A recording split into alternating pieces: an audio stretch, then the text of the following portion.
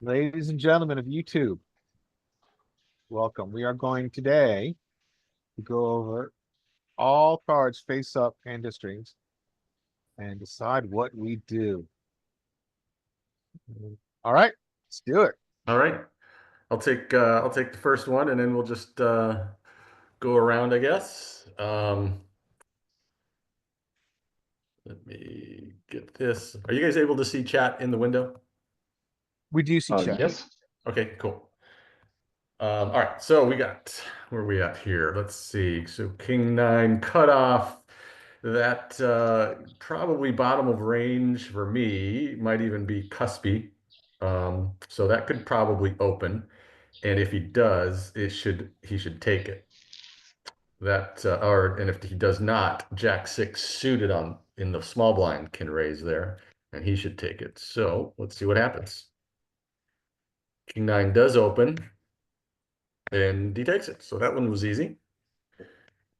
King 9 cutoff, that's pretty decent. Should we check out the pre-flop police? Sure. Yeah, I think King Nine's a little wide, but we'll see. Let me. Probably depends on rate. I don't have this ready. Let's get this.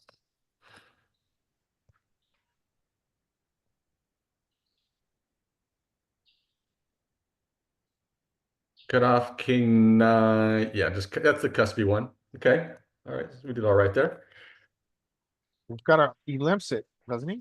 No, he opened it. Okay. 2.5. Oh, sorry. Yep. All right. Larry, you're next. Okay, got some action here.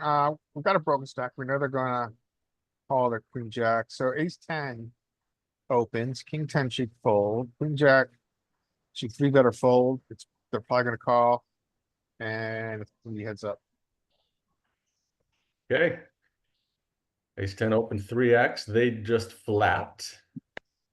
Which probably, in theory, it's a three better fold, but I'm thinking Queen Jack suited, at least on the button, probably can call, playing when there's fish in the hand, like in the blinds maybe, or even if the opener is a little fishy. Do you think flatting hands like suited broadways is okay? I think it's okay in the button. I don't know if I do it early in the button. I don't either. I don't do it any earlier than the button, but I've been hearing a lot of coaches lately, like the coaches that we kind of follow, Carrot Corner and Brad Wilson and Jonathan Little and these guys. They will often advocate flatting on the button in late position when there are recreationals in the blinds and or in earlier positions. Yeah, I can see that. I I think they've got a good. I defer to them and what their position is. My thought is that I just don't really want to take things. I don't want to take hands multi-way. But I can totally see. So you allow a hand like this is good for it because you would allow the fish in, and the fish probably maybe ideally will overvalue top pair. You've got a hand that can make the nuts. So in that sense, it makes a good play. Here, I would, if I was villain 23, I would do a lot of check raising. This would be a pure check raise for me. So I would check if I was villain 23. Yeah, I would too. I would probably check range here. Yeah, I don't think he's going to. No, he's not going to. So facing this bet, you've got two back doors to two overs. It's not the worst call. It's interesting to see what pot odds are versus equity. He's not actually getting the odds if we were playing face up. But I would use this as a half size bet. I would in position, I think also you have the ability to bluff on later streets. So I would call here a lot. It might be a little wide though. Yeah, I'm with you. I think it's now they have a broken stack, so that I think that maybe makes it less Yeah. valuable. Yeah, they don't have the flat odds. So he gets to I think repeat it's nine. he makes Oh, go ahead. Sorry. he, It certainly makes his call pre-flop less valuable, right? Yeah, yeah, Yeah. Okay. agreed. All So, ace ten, does not get the card he's looking for. Double pair board. The nine is very good for his range. The value of his flush draw has gone down significantly. He has a semblance of showdown. I would check a lot now. And this guy's it's taken it to the streets. On double pair board is a tough spot. Um, that's half pot. I would actually lean towards fold though. Yeah, I'm not sure. Well, of course, I would have checked the flop, so I wouldn't have been probably in this exact situation, but I'm not sure what we should do here. Yeah, it's a tough one. So the nine, yeah, the nine. So when we filter his range with our initial bet, clearly some of that involves nines, Hmm. not all of it, but we're blocking some very obvious draws too. I'd like to know what Dean thinks. Dean or Barian, you guys have any opinion on that ace 10 there facing this? Um, I think mm, I think we can call here because first of all, there's some bluffs like 7-8, for example, could bluff here. He can probably sometimes bet that way some small pairs like sevens, eights, against which we have fair amount of equity. So I think I would, if I would check the turn, I would have called. Yeah. Yeah, I feel like it's pretty a good call, especially for this size. Yeah, if it was, I don't know, closer to the pot, but even then it's it starts to feel even more bluffy, to be honest. So I don't even know if he betted the full pot. Probably I would call too. Yeah. Okay. Barry, and you want to take the next one? Sure, why not? So I guess first real decision it's Jack 10 on the cutoff, and if I remember correctly, it's standard raise. Queen 3 suited, it's fold. 8-7.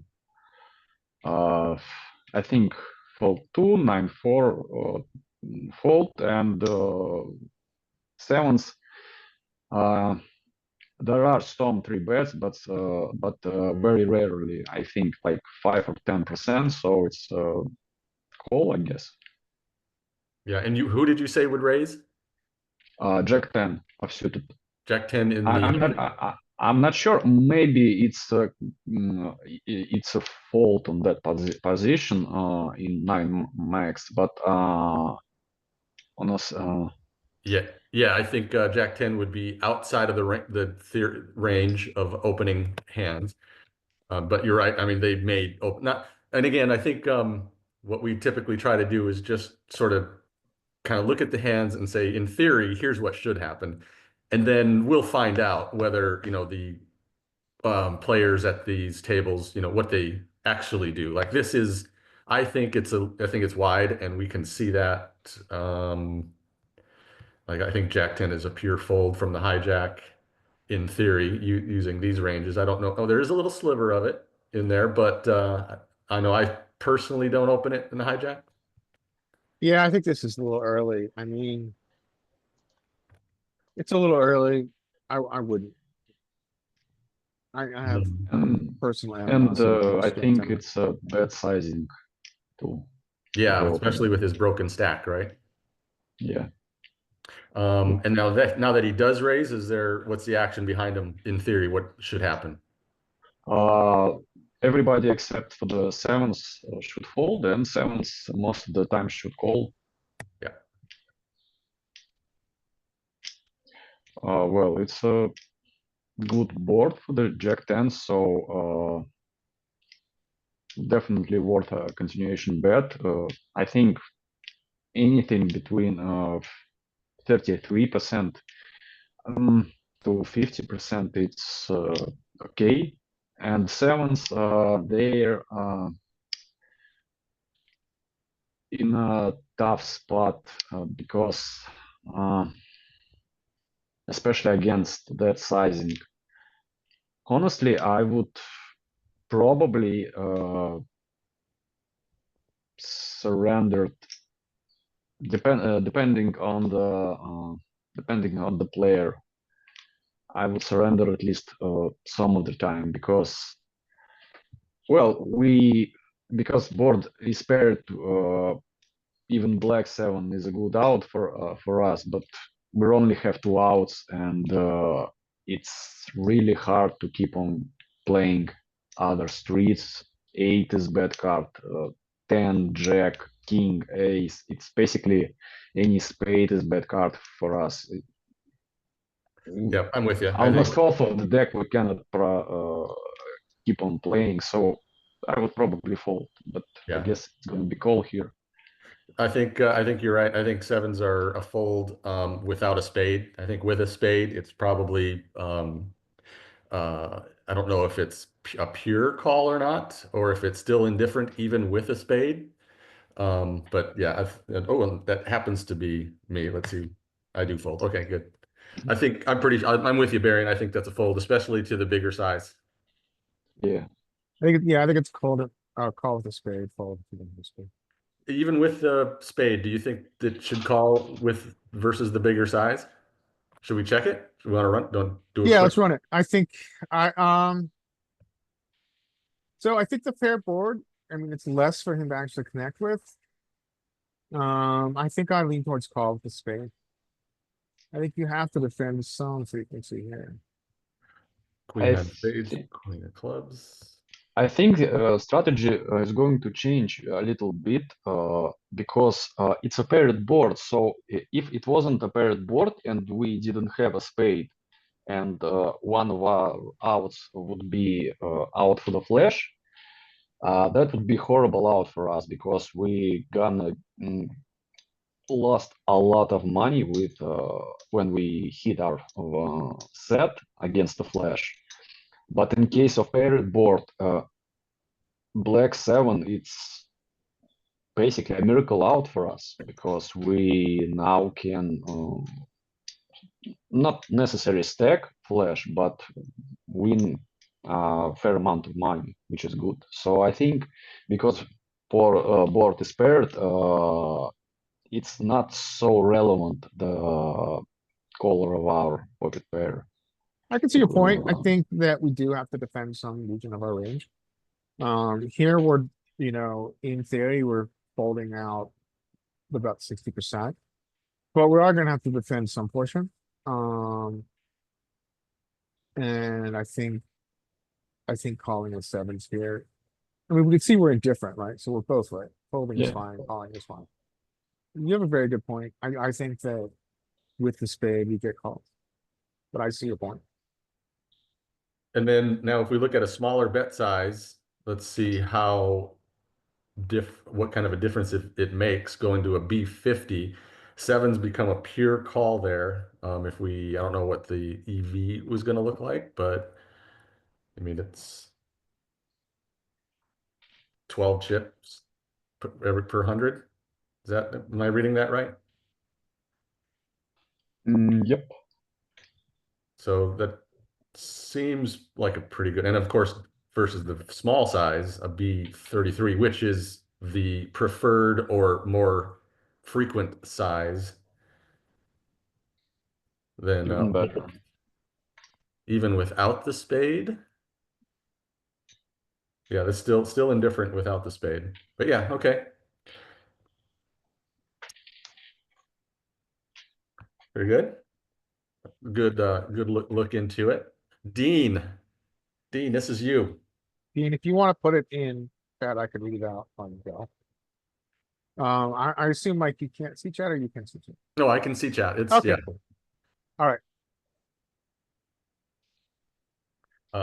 Ace 4. Okay, so gets down, should fold to ace 4, should raise, and I think we're all know what king deuce should do, and they do. Easy one. Back to the top of the list. Oh, we got Scotty has joined. Yep, I Hey, got time for Scotty. this one. And then can you hear me? Yeah, we got you. Good. All right. Let's see. So it should fold around. Queen 8 suited should not open, but I wouldn't be surprised if they do. And I wouldn't be surprised if they limped. If they fold, which they should, King 10 should open. King 7 suited might even have a weird little 3-bet there, but probably but mostly fold. I expect them to call, and Ace Jack should squeeze, especially if King 7 calls. Let's see what happens. Got you around to the King 10. Oh, Good. look at that. Cut off. That's tight. That's 10. tight. So now King 7 should 100% open, and Ace Jack should be 3-betting him, but not 100% of the time. Ace Jack against the button should be let's see, King, Queen, Jack. I think Ace Jack's probably about 25% 3-bet.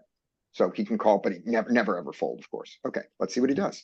I'm with you. I think Ace Jack is mostly a call in theory. You know, Yeah. again, we're just in theory.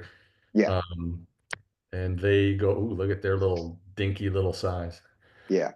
Just a quick Normally check. King 7 would be a fold here, but to that dinky size, I'd consider calling. There's the cutoff, King 10 off, way inside there, way inside there. Button raises, and the Ace Jack to a button raise it's one of those weird ones where it's just almost pure calling. Yeah. So an interesting spot there. But he goes, yeah, tiny. All right. Right. To the normal size, the King 7, I think, is a fold. I think it's right around King 8, King 9 that calls. But to this size, call. Go ahead. Yeah, I think in theory, once you get around 30% equity, 33% equity, which you're being Yeah. offered free, most of your hands will continue, especially in position. Yeah, this is weird hand and weird size. I don't know what I do. I just fold it. So way I would look at this, I mean, it's a weird spot. I'm curious what you guys think, but so when you get down to this pot out off from a 3-better and you're playing in position, I think you get some calls here, maybe even some full bet bluffs, but I think more. I could see folding, but I think maybe we get the call if we're in position. Yeah, I'm a little surprised I did fold. Maybe I'm loose. What do you guys think? Well, am take a look I- at take a look where the cutoff is, where the dividing line is, because I don't happen to know it. To You know, a normal against size? the normal size raise. I think it's probably going to be around King 9, King 10. I'm gonna go with Yeah, I 6 think max King 9 and suited use is, I think, their in there. smaller 3-bet sim Oh yeah, good. and see if so that'll at least get it down to 10, I think. Gets it to 11. Yeah. I mean, King 9 is the cutoff there. You start calling King 6 is that weird. So given the Kings, yeah, I think that puts the Kings. I think that puts your King 7 in there to his size Well, the King 6 is in there for is it for that. it's because of the bluff range, I think, because of Yeah. their Here's Scott. ace fives and Yeah, or that it can Bye. clear the wheel, one of the two. Hi, I'm Dr. Waldemar. Hi, Dr. Waldemar. Good Nice to meet you. This is your first visit to us, right? He doesn't want to say anymore. Okay. Good job. he disconnected. Yeah. So. Yeah, it's an interesting spot.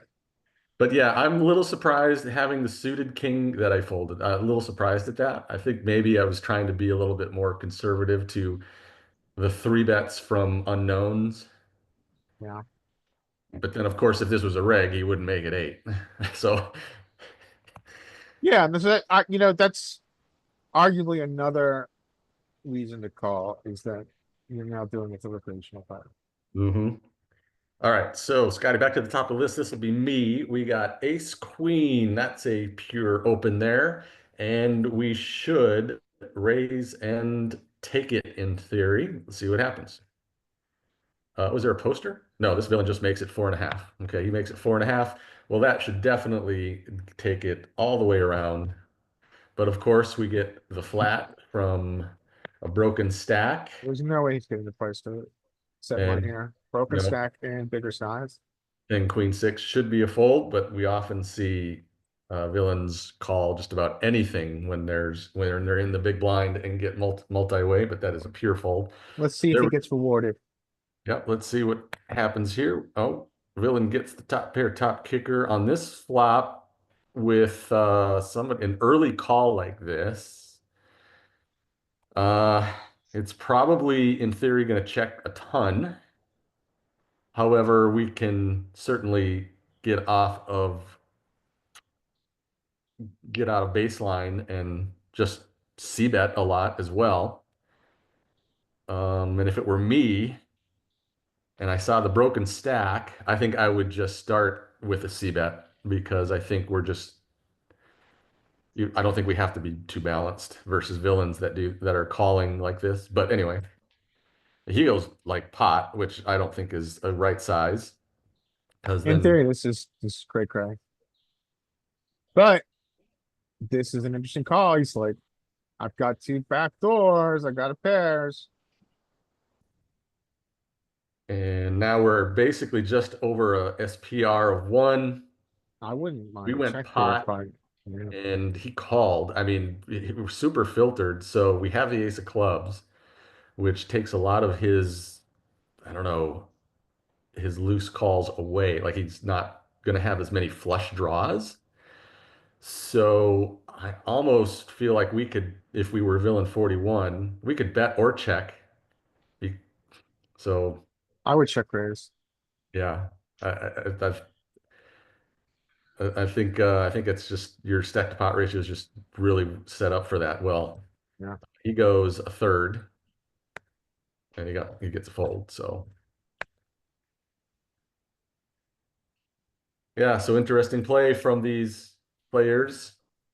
Larry, you're up. All right, excuse me. It should fold around to hero. Good luck, hero. You should RFI. King, queen, I think, is mostly defend. I don't think we get any field bluffs here. We might. In theory.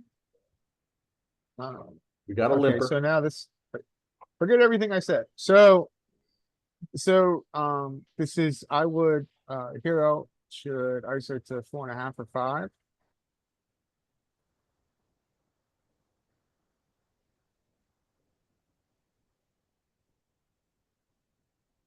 Or are you waiting for me to actually see what we do? Can you hear me? Yep. Yeah. 4.5. Oh, sorry, 4.5 to 5. And then king, queen is in a very awkward spot. So I would flat behind with the suited version, but I feel like we're getting close to where we want to think about a net fold. It feels a little bit like a net fold, but I think this hand is really shitty multi-way out of position. And I think I net fold. I don't think this guy I is noticed that- you didn't mention 3-betting. Yeah, I mean, I would, yeah, that's a good question. This might be a good we'll call it a cold 4. This might be a good cold 4 spot. I generally hear though, I would maybe cold 4 with king queen suited, but I think king queen suited also really likes to see a flop. What would some of the hands that I would, what are my fold for bluffs here? I think, Mike, I really think I want a suited combo. I think king jack would be a good one suited. I think like ace jack suited would be good. Ace queen suited, I think, is a pure squeeze. That's like not the bluff in this spot. But I think this combo, I might think about chunking. Yeah, He's gonna play it. That's fine. I would personally take king queen suited and pretty much treat it as if this was just a single raise right here. Yeah. And I would 3-bet it. Okay. And Or I can see that. I think to the larger size. If this was a single raise pot to 2.5, I think king queen gets a lot of calls. But now that it's a larger size, I like three betting it more. Yeah, there's more dead money out there, isn't there? Okay. So this is interesting. And well, which offsuit check, out of position check. Our hero. Now, the way I would look at this is that he's this is a board that's good for what I would imagine his big blind flatting to an ISO range is, even though it's kind of hard to picture. I've got thick value. I don't think I want to slow play. I mean, I think we could beat 50 or beat 75 here. Yeah, I'm with you. I don't know what I do here. But I think this can deserve a large size bet, maybe even approaching over bet territory, but I'm not sure. Oh my gosh, he goes small. Good job. So Gary. hero wants to extract value, which is fine. I think you're extracting value, and I think you're blocking his bluffs or blocking his continues. So king queen's a very interesting spot here. I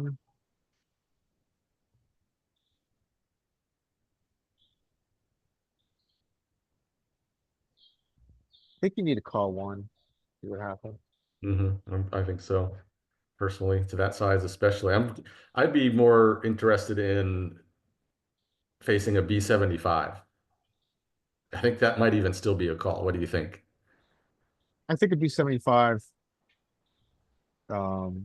Begins to put me in the fold range, you know. Okay, so out of position checks. And then, now we need to begin extracting full value. I think now is the time for your overbet. I mean, I think a B25, like a B150 here. Like, what is that, 25 big blinds? I think it's fine. Yeah, really start to polarize. Yeah, I think if you're gonna have an overbet, this is the spot. So you're trying to keep in more of his range, which I don't think is necessarily unprofitable. He should fold now. Yeah, I don't like the small bet that we made there. I like the bigger size on that flop in those positions. Magnitude trumps frequency.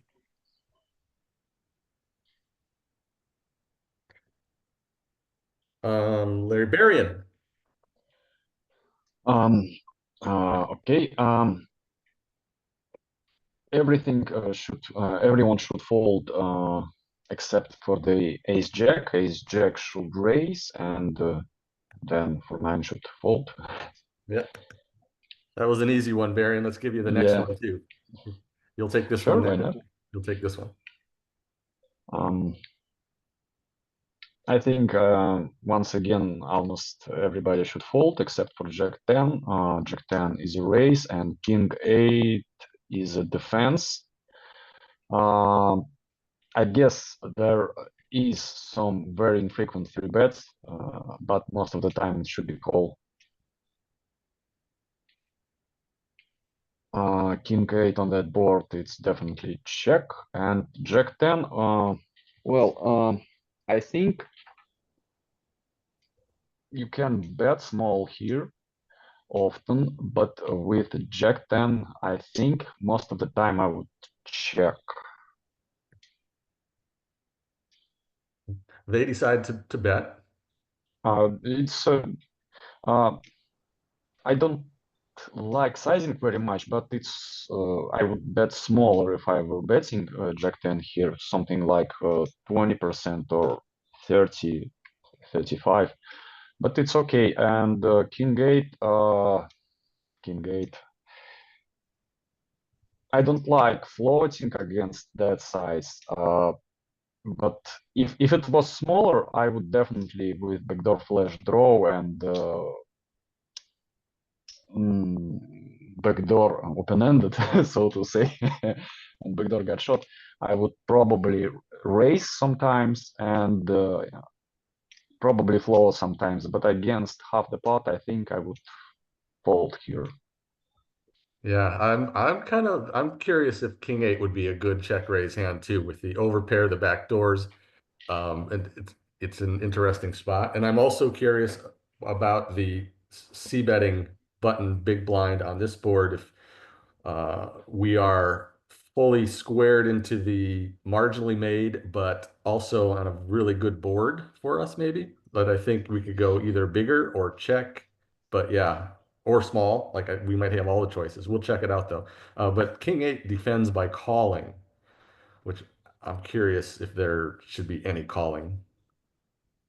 Uh, I don't think we should check call against half the pot here, but who knows? Maybe. I don't But think so either. Jack on the turn. It's a strange card.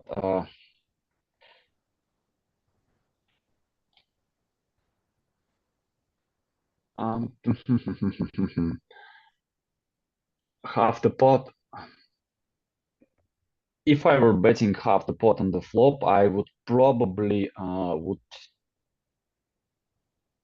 check it, because in my range there is not much jacks betting half the pot on the flop, so I would usually check it to protect my check back range Mhm. with some trips. And in this case, betting small. I wouldn't play that way, but can't say anything bad about it. And we're kind of trying to extract value from almost everything, like queen or six, I don't know, some sevens with that sizing, I guess, and some gut shots and draws. I don't know. It's uncharted territory for me. I would never play that way. And King 8, it's a clear fold. No They raise. decide to take this action now that the jack has paired on the turn. For me, it would be, even if I would end up on that turn with that hand, I would fold it. Yeah. Just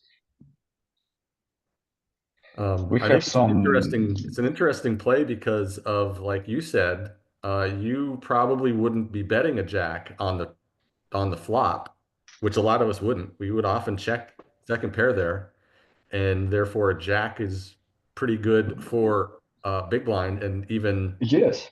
Dean says, hey, we probably can donk bet when that jack hits the turn. Yeah.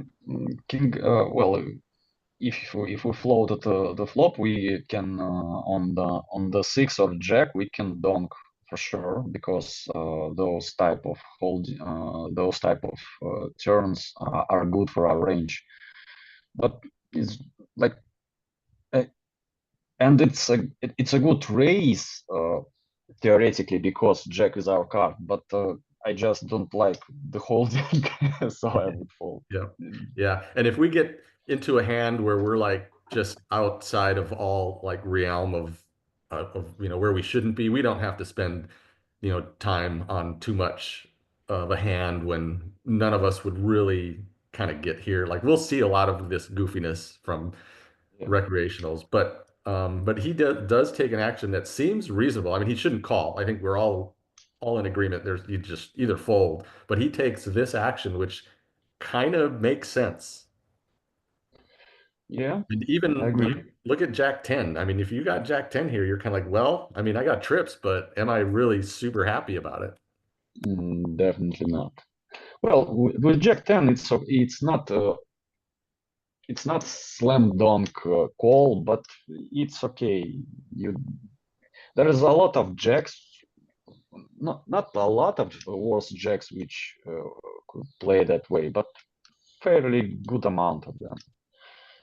So it's okay. So we get to the river. King 8 has taken that action. You almost probably need needs to continue and tell the story, but he decides to just check. And if you're Jack 10, which I suppose you could be Jack 10 here and taking this line. For king eight, I don't know what to say. I know. Well, let's look at it. He goes pot, leaving himself 33 behind, and of course we're gonna get a fold. But this is, I think, everything. All streets are interesting to look at. We'll just keep it at 6 max here. That was button. Jack 10 we know is in range. We know king 8 is definitely defend. Let's see how much 3-betting he gets to do. It's not too much. The king X's are just kind of split all the way down here with their 3-betting. I know I'd like to take all of these 3-bets and I simplify it and just stick it into king 6 basically is what I do. But anyway, they called, right? Yeah, they called. And it is Queen of Hearts, Jack of Clubs, 6 of Diamonds, Queen of Hearts, Jack of Clubs, 6 of Diamonds, Queen of Hearts, Jack of Clubs, 6 of Diamonds. And we know the big blind is going to check range. And here is our first little spot with our Jack 10 off. So this flop, button big blind, you can see how much overbetting there is globally. And this Jack 10 are Jack X hands, all like the kind of like the smaller sizings. Can we But look yeah, at breakdown here real quick? I wanna see how the overbet disperses. Okay, so we have overbets across our entire range, except this middle region. Where I would assume the Jack 10 is, which is like second pair. Yeah, so. Well, I always like to remind myself when I look at these is that. When we have an overbet sizing on a flop texture, we're pulling an overbet sizing from all parts of our range. yep, all across it.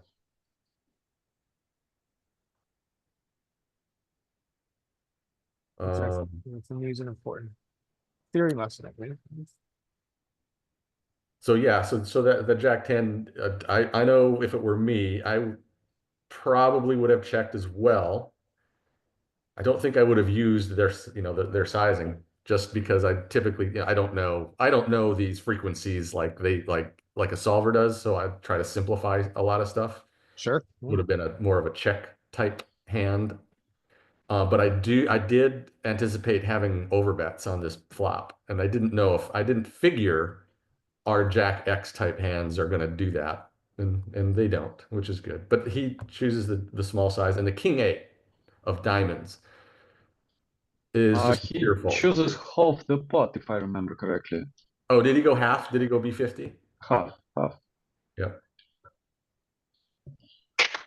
And of course, now we see that king 8 was just a pure fold. I was thinking it could sneak in a What check about raise, but small continuation bet? Does it check raise king X suited here against small? no, it was a pure continuation fold bet? as well.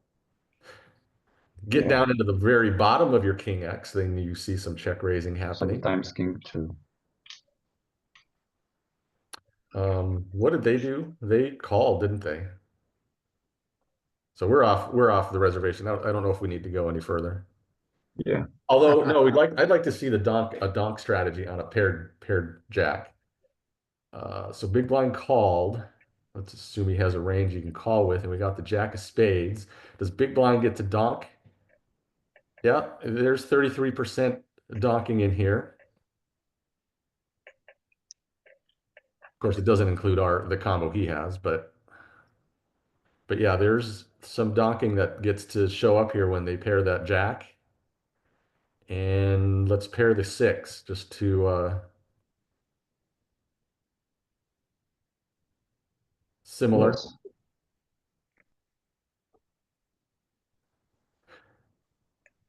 Want to look at anything else? I don't. No, I think it's okay. Dean, you're up, Dean.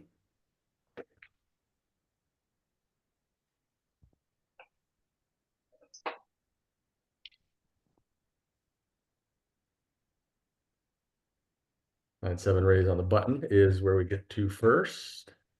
They do it. What about ace-4 suited to a 3x?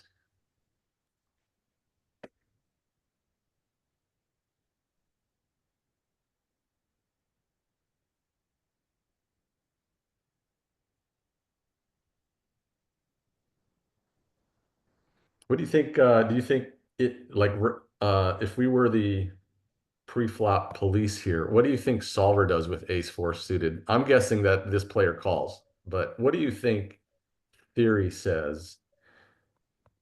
We'll look at 2.5x first. I think ace-4, I think it's call. I think it's a call. I think ace-3 is the cutoff. Like, I think it's a fold. I think we fold a lot in that region.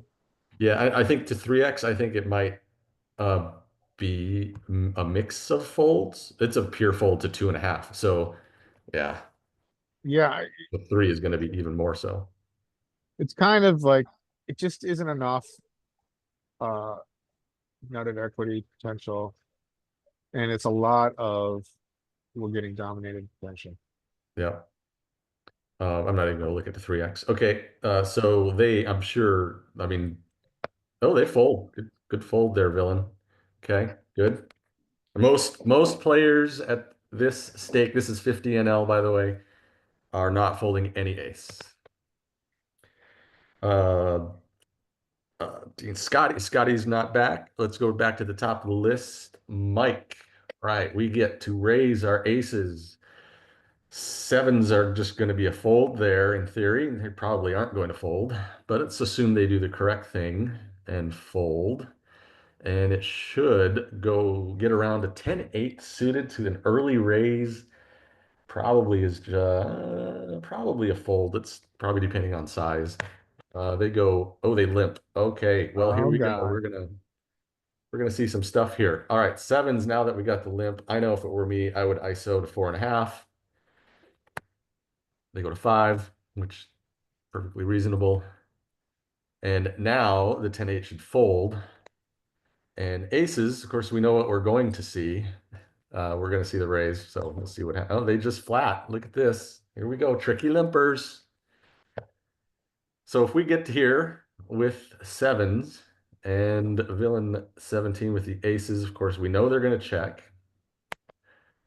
And the sevens, now that we got this flop, I think I would just be probably just betting range, or not range, but I would take these sevens and I would bet them small. I would bet them to a B33 size. They go B50, which is probably fine, I think, especially with the spade. Let's see what the aces decide to do. I've never limped aces, I don't think, not in a full stack game like this. They are still going with the tricky limping strategy. They continue to check. If I had the sevens, I would just check now. They go B50. And now let's see when the aces are going to turn up the heat, because you know they're going to at some point. They just always do, don't they? They just call. Huh. And now that the aces get here with an SPR of 1, I mean, it would be, I think it would be, gosh, I don't even know what he should do at this point. He checks. That's probably what he should do. I don't know. And now that the sevens get here, I would just check, take the showdown. I probably am never. I'm thinking I have some showdown versus smaller pairs, but I mean, what else could we possibly be beating here? King 10. I don't know. I guess he limped originally. I guess he could have some garbage in here, but I'm just checking, and he checks, and he gets there. What do you guys think? I mean, I think we would all be in this position with sevens. Do we all ISO sevens to a limp like this? I think it's okay, isolation. Yeah, I think I'd ISO. Yeah, so I think I maybe think with sixes, I start just set mining, but with sevens, I think in hijack, I think it's a good ISO. yeah, I don't even flat. I don't think I would limp behind with like these with the lower pairs much at all. Like if I was here and had deuces, threes, fours, fives, I would have to look at my opponents behind me and just kind of determine if I think that, you know, there's going to be a lot of ISO raising, that sort of thing. Like guys with like heavy 3-bet percentages and stats that look pretty reggy, I probably would fold up to 6s. Is that too nitty? I don't think so. If we have behind very passive players, it's okay to call or even raise sometimes small pocket pairs. But if we have good players behind us, we gonna get punished too often to be able to limp it profitably. Yeah, that's pretty much where I stand too. Like I would kind of determine, of course, I see that I'm only 5 hands in here, so I really wouldn't have too much of an idea yet. So yeah, I probably would default to folding the small ones, and then if, like you said, if I think that these players back here have just been, you know, kind of typical unknown type, you know, maybe we limp behind, and then if they're reggy, if they have stats that show that they're going to be aggressive at times, I probably fold them. Yeah, I don't know. But anyway, yeah, so we get here and then we get this. What about this?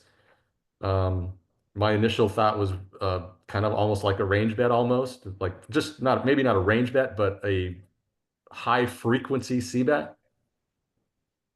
I think it's definitely high frequency c-bet board, and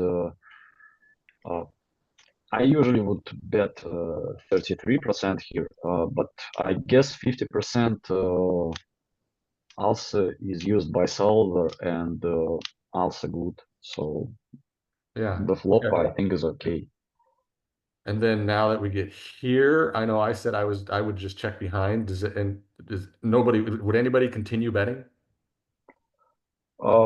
Against recreational player, I would probably check and probably call some of the rivers depending on the player and on the board. Yeah, I think so too. Yeah.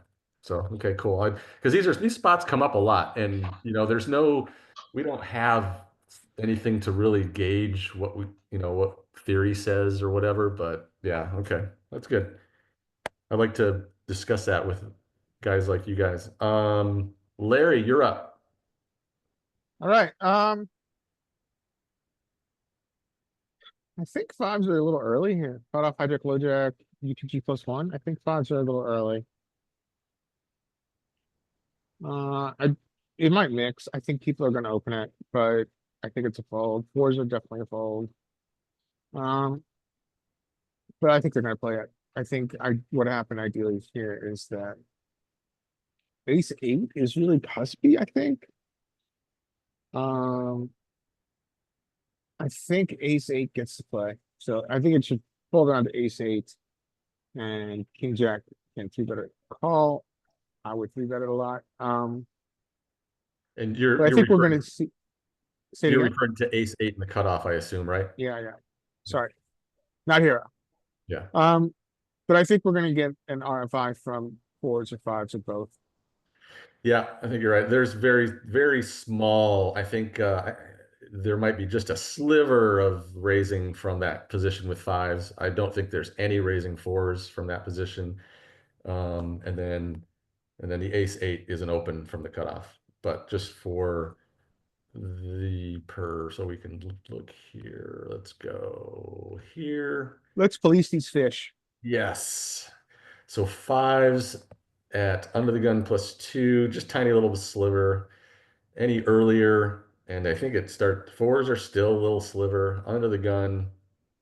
You can see those little slivers that you can ignore. I mean, And then maybe it becomes worth it if you're at a very passive table and you're gonna realize your equity and see the flop. You opt it.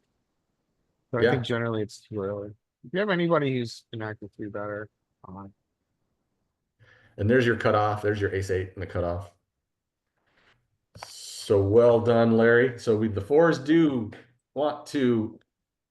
okay, now we're in la land. Yeah. Now then of course, yeah. So I mean, I guess I'll let you determine what should happen here, Larry. Yeah, this is an interesting one with king jack. So king jack versus and EP open, it really wants to see a flop, and we've opened big from UTG. I generally will flag here. Check out their Um, stack too, by the way. I don't know if you noticed their stack. Oh, no, I didn't, big blind. Well, I think they're gonna flat, no question. I mean, they could shove, but. Shoving wouldn't be the worst play, but, I think generally. I think he's gonna flat. Yeah, I think so too. If you had a full stack here, Larry, with king jack suited, what would you do? Against this early and open, I would play the hand and I would flat, Yeah, yeah, me too. but. Well, do you wanna pre-flop? This is actually the most interesting pre-flop piece part. Do you wanna look and see what it's supposed to do? Yeah, let's So if give it you're a, on 9 max, we get a raise. I think we get button calls here, right? yeah, we'll assume that button is a call.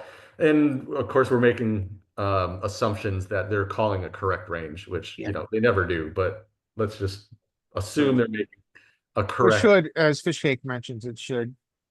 Hey, Fish Cakes, it should increase your 3-bet frequency. Yeah, it's mixing. I mean, maybe if buttons. Flooding range is way too big, and that increases the likelihood you're gonna generate 2 folds, it becomes a better squeeze. Yeah.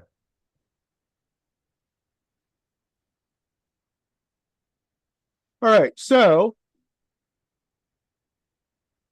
The 4 should check. Multi-way. On a flop, which is not good for their range.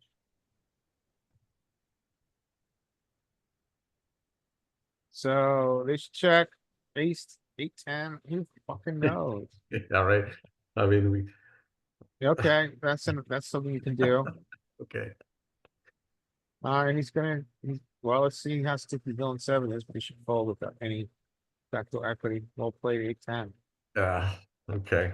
Well, 8-10. this is good. It's good to see. This is what we're facing. This is the Yeah, kind I of mean, this stuff- is good. I mean, so, and also, is a lesson in the polarizing nature of an overbet.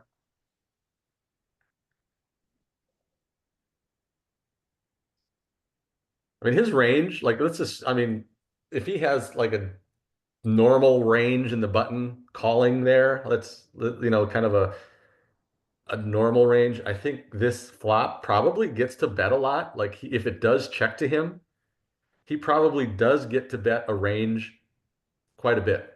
Not an overbet, but he probably gets to bet. Like, in theory, like if we were to open this in some three-way solver like Prometheus, he's going to have a relatively frequent bet, I think, when you get this type of flop. But I don't know. Yeah, it's a very interesting play. That was Larry Berrien. Okay, let me see. Well, I think everybody should fold. And yeah, this looks like this should be a waft, doesn't it? King 6 is too wide. King 10 should defend by calling. They do. King 6 is, I think, right just below. I think King 7 might just King 8 is in the small blind, small blind, if I remember correctly. right down there. Okay, so yeah, King 8 7, King 7. here. King 7 is that cuspy one with a little bit of folding, and yeah, King 6 is that. But I wonder, I know I probably expand my range versus somebody who's tight. Not that this particular villain is, but 70, yeah, it's a good point against 70. Honestly, I think it's okay then. and then King 10 So- off, King 10 off versus a 3x.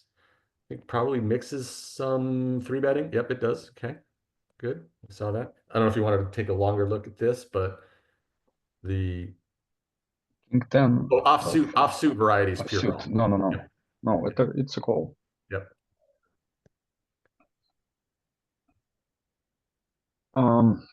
Well, I think we can bet range here. With that particular holding, I think I would make small bet here almost always like 20% to 30. It's interesting to see the equities here. I didn't, you could see the flush draw that 22 has does actually give him higher likelihood to win this hand, even though he's dominating with the pair. There's a lot of talk from players and coaches about, yeah, kind of almost when you get the monotone flops, betting very frequently and small Yeah. because villains often just overfold. Yeah, I do that. I bet off small frequently in these combos. It goes check, check. What if Baron, what do you think about King 10 here? Honestly, I like his check. Yeah. It's hard to extract value from any worse. And even if he checked like King 6 with 6 of spade, it's have so much equity against us on that board. But I wouldn't inflate that with that hand, the size of the pot. I would check. After the check flop, I think it can go either way. King 6. We can slow play it, so to say, until the river and make one bet on the river, or we can make one bet right now. Unless we play against some insane calling station which can call here. I don't know it. Yeah, 4-6 or something. I'm with you. I like it. Now that he's checked, how about King 10? I'll check again. I think I would bet here with King 10 after 2 checks, and I think I would bet big, something like 5 or like 80% of the pot. He checks behind. Well, King 6, we can try to. I don't like bluff catching here. I think I would bet small, something like 20%. Yeah, like a block bet. Yeah. He Yeah, checks. we And we now can King 10. be called by the worse with a really small bet. King 10, it's check behind, pray. Yeah, good. Blind versus blind is always hard for me for sure. Scotty would be next. Or excuse right. me. Oh, Scotty, you're back. I'm back. I am back. Dean would actually be next if you're, but he's just stepped off to go walk the dog. Scotty, you're Walking up. the dog. Yes. Okay. So the ace deuce is a mostly fold that early. Ace, no, ace deuce is a pure fold that early. Ace 3 is a mostly fold. So I'd fold that. King 9, definitely open the King 9, fold around. The 5s should fold, but if they called, that'd be okay, especially if it's not a table, it's 3 betting. You could change, you could turn the 5s into a call. As there is an occasional, raise of the 5s, but it's trivially small. And then around everybody else folds. So King 9 raises and we see what the 5s do. Yeah. And does the King 9 having 32 bigs change anything for you? Yes. The 5 should fold to the 32 bigs more often. Because they can't do a cute thing. They can't go and jam the 5s into 32 because the players behind them don't have 32. So you can't play 30 big blinds with it. And that just makes it set mining yucky. It's not impossible to set mine. You're still getting 10-1 if he raises to 3 on the old 10-1, 15-1 or rule. But it's not great. It's, a third of the implied odds you'd like with your 5s. So Yeah, and you're right. You're spot on about ace deuce. Ace deuce is a fold that early. And then the King 9, if you had a full stack, is pure from that position, Yeah. and mostly from every other position as well. Yeah. Oh, good. But the ace deuce decides to raise.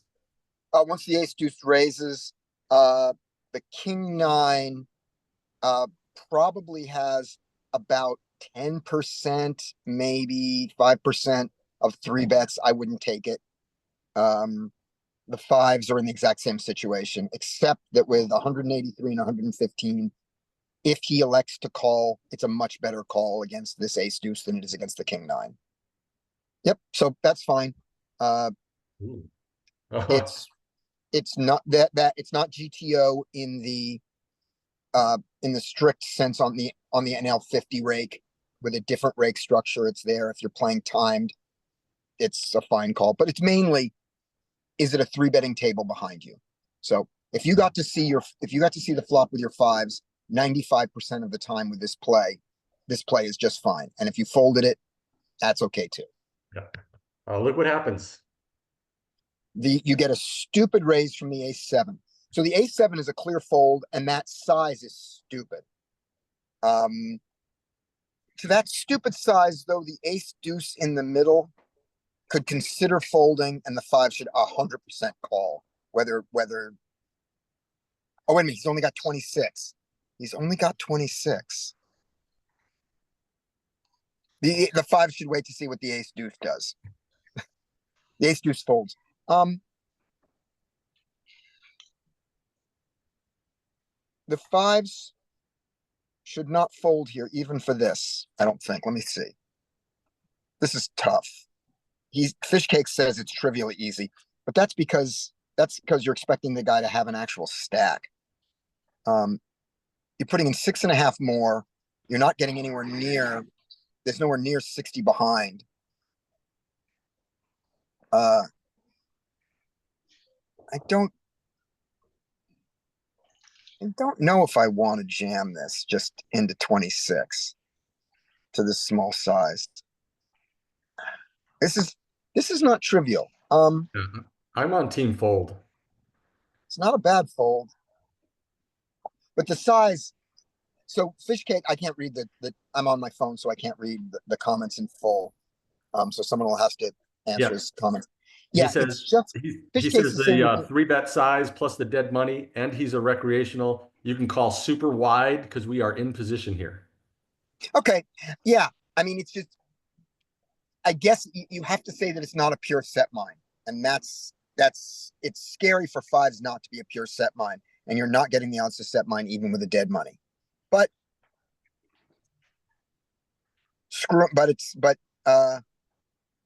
it's so small. I don't think we get enough equity realization versus the short stack like this, though. It's tough. Yeah, it's tough. He calls. They I don't hate it. Yeah, I don't hate it. And now it's now it's a trivial fold. Yeah, not even seeing his hand. So if the ace seven was 60 big blinds deep, the fives is an easy call. And if they're 20 big blinds deep, the fives is an easy jam. And right there, it's a little awkward. I don't know. Okay. Fishcakes, you're up. You want to take one? Did you want to use chat, or do you want to turn your mic on? I can use mic. I just don't want to talk over people. Okay. So I have a question for you before you do this hand, Fishcakes. Now that your mic's on. So talk just a second about your decision with the fives, given how short he is, just because of his short stack. Yeah, him being short isn't great, obviously, because we do want to have good implied odds and we get reduced implied odds here. But I think it's just the nature of the fact the 3-bet size is so small. Like generally this is meant to be what, like 11 big blinds normally from the small blind here, like 10, especially like this rake. Like 14 or something, given the call in between. Yeah, exactly. Yeah, even more actually, because it's a squeeze. So 8 big blinds. I just think you can call like when I say call really wide, I mean like really wide. Like we can call like a lot of suited hands here as well. Okay. Like I don't know how wide this guy's calling range is because he shouldn't really be here. But assuming it's like a button, he could have like pretty much all of his ace-x suited calling, all of his suited kings, probably all his queens as well. Like you should only really fold like the offsuit Broadway stuff, like the bottom of your offsuit Broadway stuff that gets really dominated. Yeah. But all of that you folded pre-flop. Remember, you didn't. This isn't an open in a raise. You flatted, so you don't even have any of that to fold. Yeah. So you basically just not folding. Yeah, You just okay. you call pretty much everything, yeah.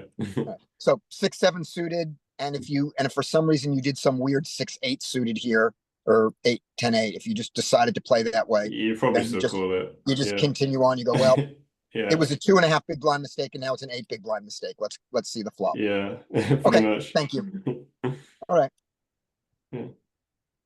Okay. So 9 max, Jack 6 is just a fold here, I think, and then 7s can open on the button. If we go to that. Yeah, And then okay, then and then after that, like if I was small blind here, I would 3-bet ace 10. I'll see. But if they don't, then 9-8's like probably come a mixed call, right? But yeah, it just depends on what big blind thinks of the button as a player. Yep, I'm with you. I think ace 10 should be a pure 3-bet to a button raise. Ace 10 off there. They do. They do it. Nice. It's literally the size I use as well. It's like identical. Cool. And then 7s can like mix call here. Do you mean mix between call and fold? Yes, yeah. Maybe you can have some 4-bets too, I think, but it would probably be very low frequency, like 10% or something. I'd be surprised to see any folding. Yeah, I wouldn't fold the 7s ever. We're deep enough. Yeah, it depends like on the what the small blinds like how good of a reg they are. But it's like, yeah, we're playing NL50 rake, which is not like kind, and people generally have pretty strong 3-bet ranges. I mean, this guy's obviously not like, but I don't know if we don't know that on Ignition, right? So I think you do have to play a little snugger. So I would like mix folding here with 7s. Yeah. Okay. Yep. I wouldn't fold even against a good player there, because they're out of how good can they be? They're out of position. I mean, I don't mean how good. I don't mean how skilled can they be. I mean, how good can they play? They are out of position. They are limited. So I just would never fold. I think Solver already mixes folds, no? Does it? Does it? Let's see. I could be wrong. And NL50, right? Maybe NL500 is pure. Oh, it does. You're right. It does. 7s are Okay. I was wrong. kind of the cutoff. Yeah, it's just because like we don't have much calling range in NL50 really because of the rake. Which is disgusting. Yep. So and the guy's probably got even tighter than theory anyway. But yeah, on this flop, small blind on 10-9-7 mono, I think you probably have like a mixed strategy, like a very small size, like 25 to 30. And ace 10 with a spade is quite good to bet. So you could probably mix bet and check, but I don't think you do much betting on this board, especially when it's 10 high. So it's going to be like the overall range is going to check a lot, but maybe this kind of hand in particular does bet a decent amount. But yeah, I wouldn't be surprised if it doesn't. Yeah. So we'll see. And we'll look at it too, because this is a good one because your hand is really strong there. So's the button in a way. Yeah, and it's a good flop for the button as well, right? And so the monotone aspect of it, yeah, I'm with you. I think it's gonna use a small size when he does, and he goes. I think the bet frequency is going to be like something like 20% destroy family. And then this size, I think, is a bit too big on this kind of board. Yeah, it's kind of doing what his hand wants to do, maybe, which is a bit telling, but we'll see. And then with 7s here, it's nasty. You can't really fold. So you just have to call, I think. There's no reason to have raise. Yeah, really tiny. So I'm trying to. So I think you just call 7s here. And whoops, sorry. In here, they do call. Cool.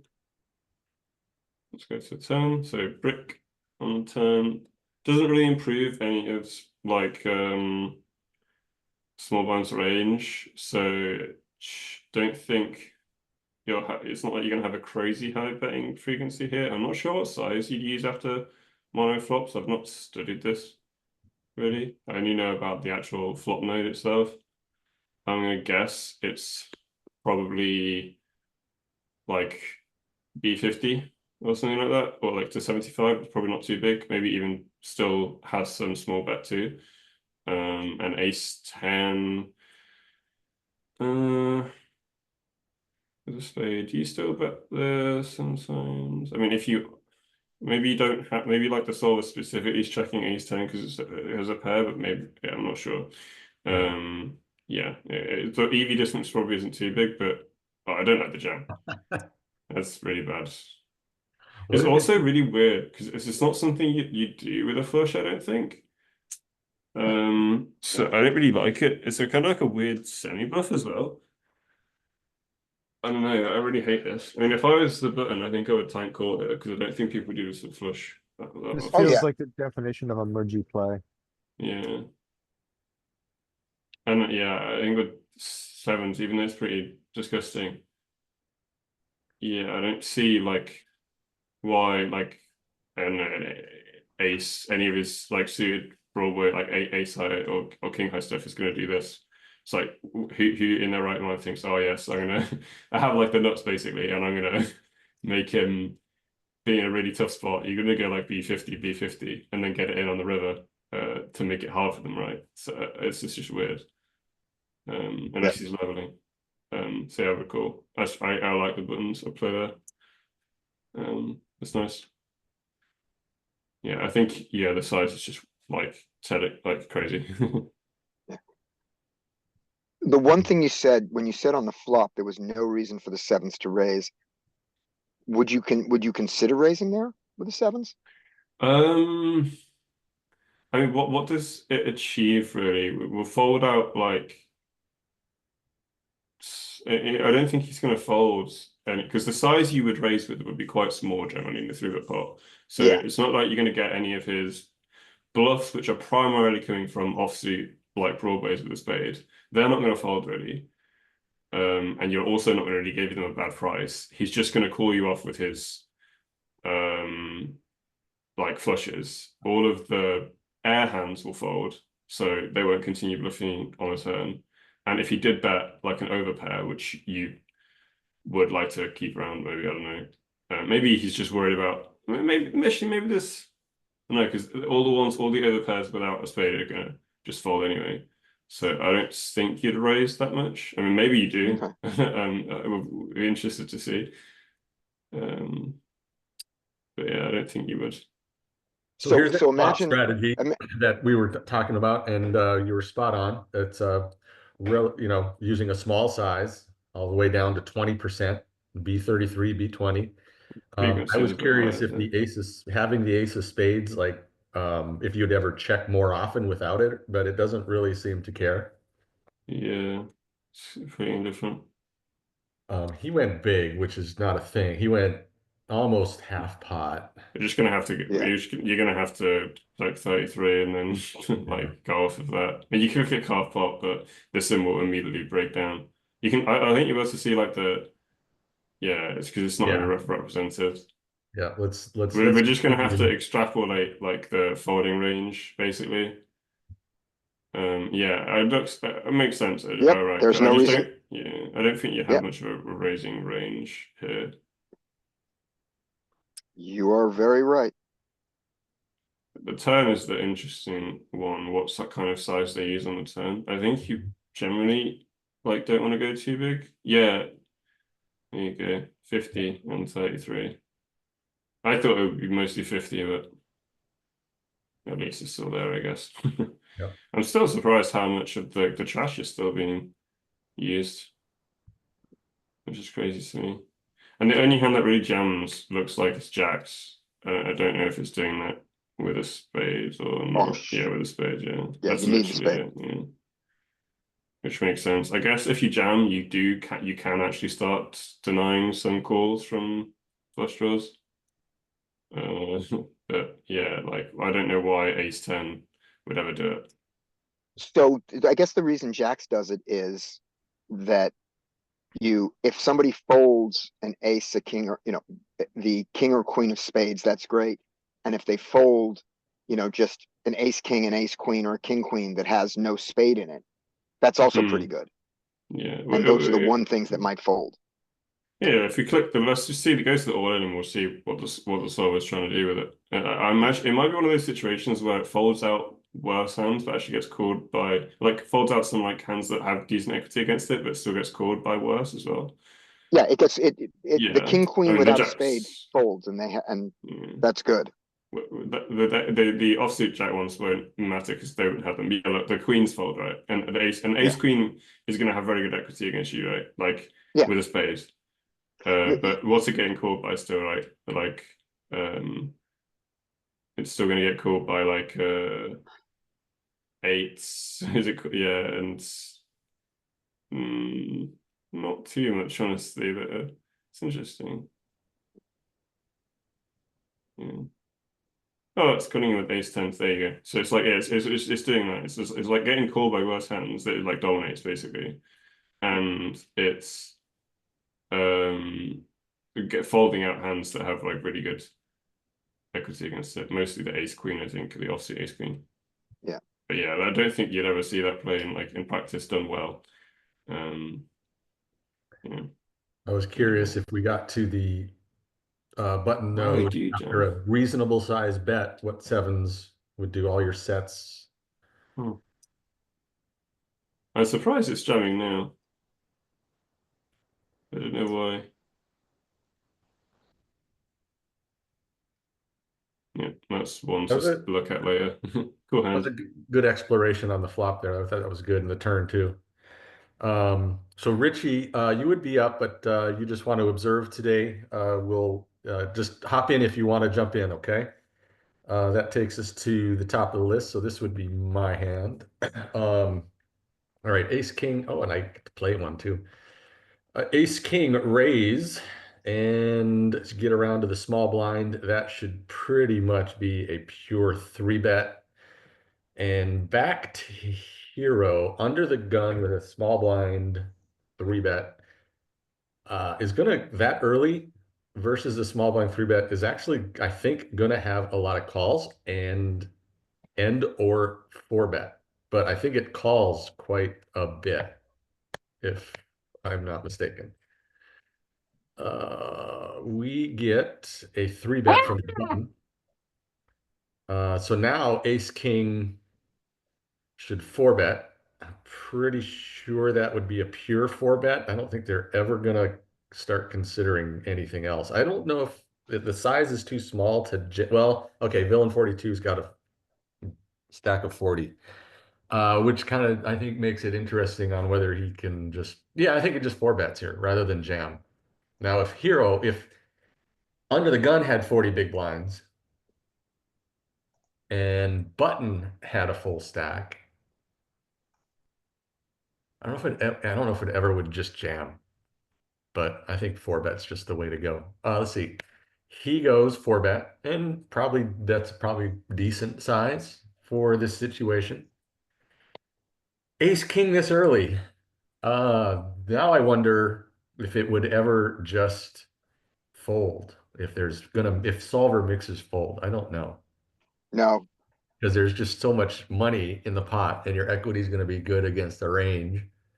Assuming they do it assuming this villain would, if you include ace, king, and queens in this range, then I think it's just good enough to just get in. But we only have 7 hands.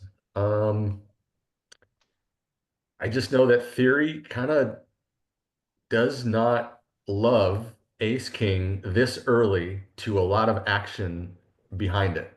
So theory wise, I think it probably might get some folds, but I don't know what I do. If it were me in this spot right now, if I was playing and with villain 42 with a short stack, I think I just jam.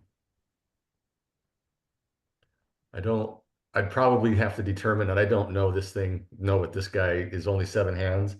So I wonder if it would ever fold. I wonder if I fold here. I do fold, which is, that's pretty nitty. That surprises me that I fold. And Here's what I don't, he got it through. here's what I don't hate about your fold at all. Which is that very often what you're against there is a pair and someone with a worst ace. And their worst ace is one of your outs.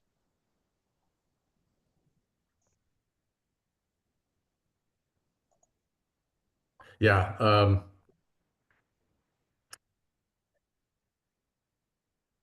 I think just probably based on like like because this player's only had 7 hands, not much to go on. But of the 7 hands, he's shown that he raises, he gets it in. So I don't know if that's good or bad. Tough to say. Anyway, let's see what theory says. Theory says with ace king off. Wait, am I looking at the right?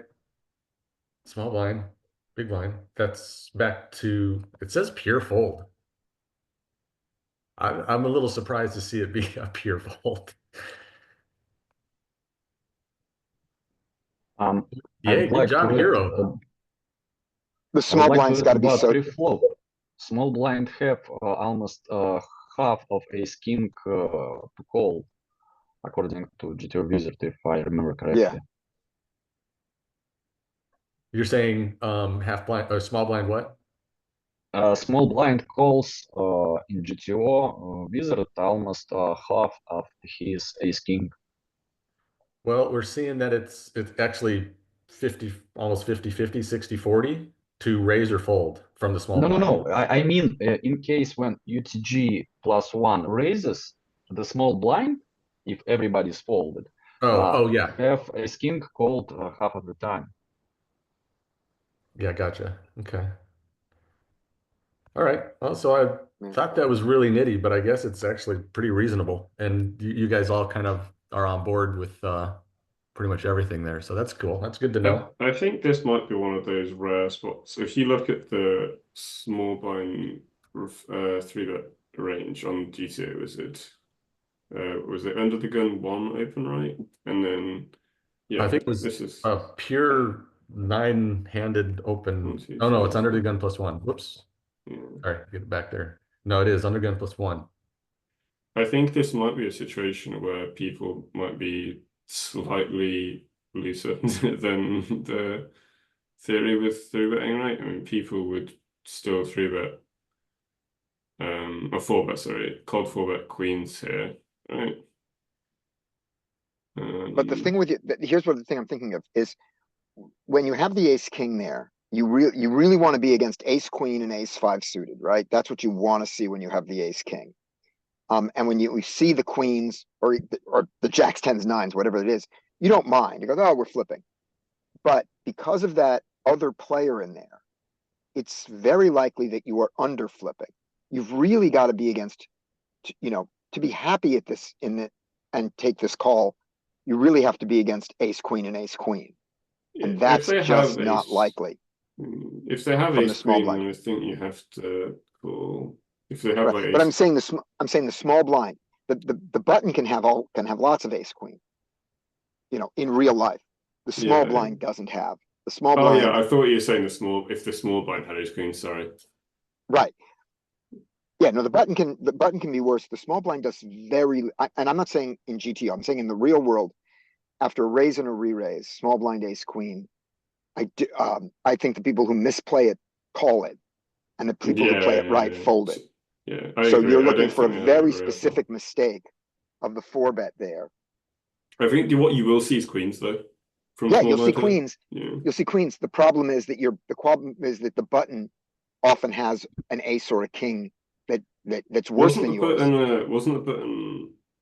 Yeah, I guess they will definitely because they do 3-bet rather than call. So yeah, I can agree with you. Yeah, that's all I mean is that your normal rule with ace king, you go, well, if I'm up against queens, we're flipping. I'm saying here, if the small blind has the queens here, very often the button has a worse ace than you or a worse king than you, and that's one of your outs against the queens.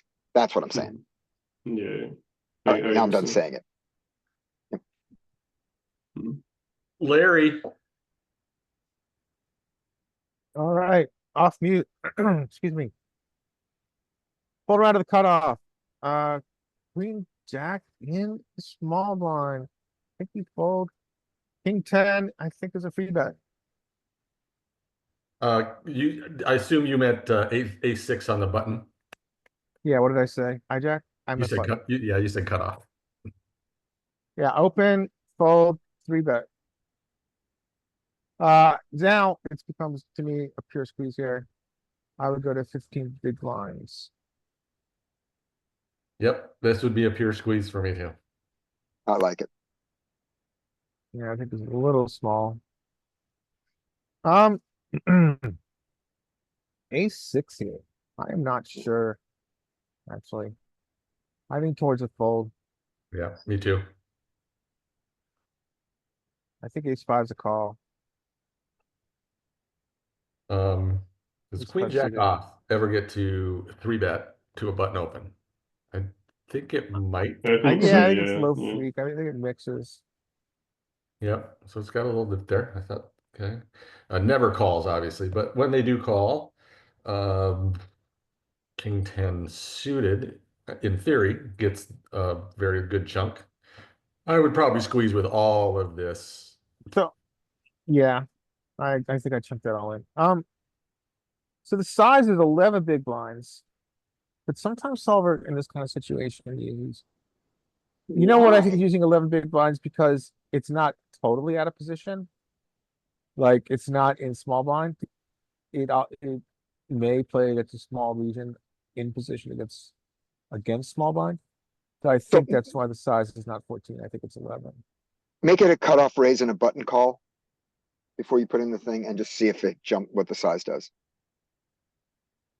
We should jump to like 12 and a Yeah, half, 14 now here. since Now we're maybe we don't monsters. remember this is that okay, we're in position to one player, so we can use a Yeah. smaller size than the 15. Yeah, good observation. Yeah. Good to see. When he does that, I don't think ace six is anywhere in the calling range, and certainly queen jack is not. Did I do this right? Big blind, yeah, button. So you were right about the ace five and these wheel aces. Yeah, realize this is quite just making it looks like. Going pretty far, we're pretty low in our pairs. Okay. That was a nice little pre-flop exploration. Barian. I think everybody until nines should fold, nines raise, and king six, I guess, has to defend if raise not too big. Yeah, I think it's a call.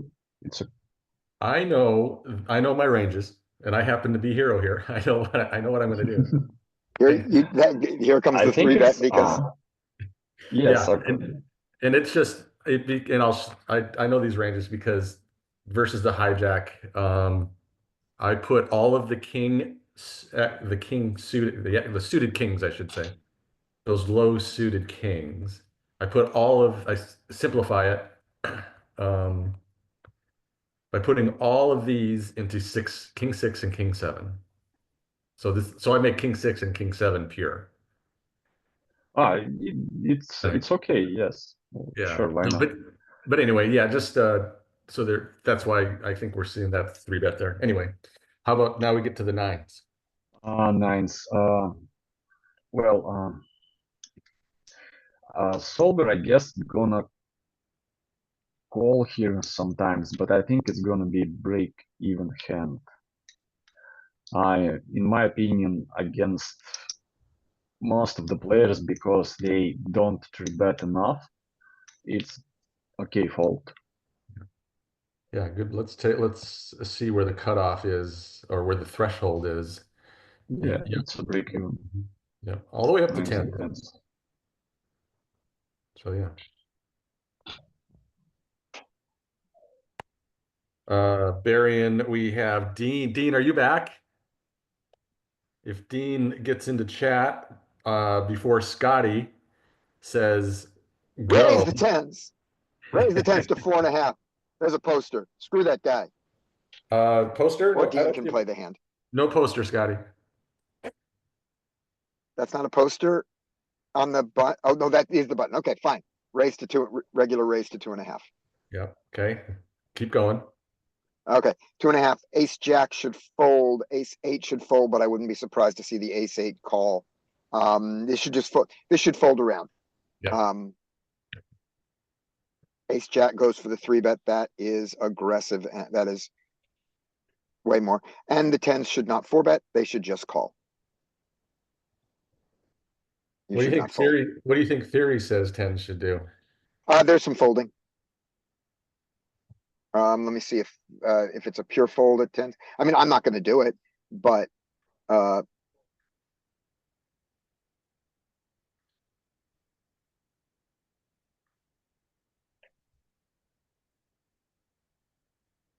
let's see. How much do I fold my tens? A lot. I fold tens and jacks all over the place.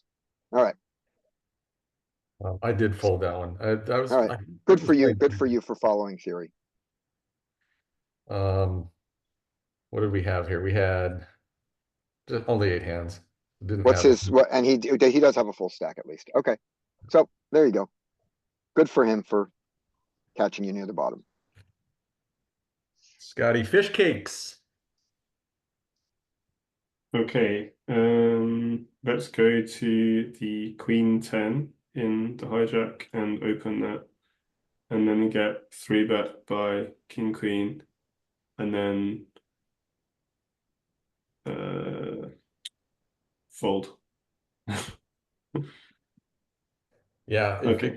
If it gets back to the queen 10 suited, is there? Do you think you ever 4-bet bluff a queen 10 suited? No, No, I don't think so.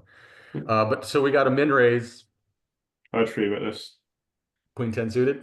Yeah, like 6.5 to 7. Yep.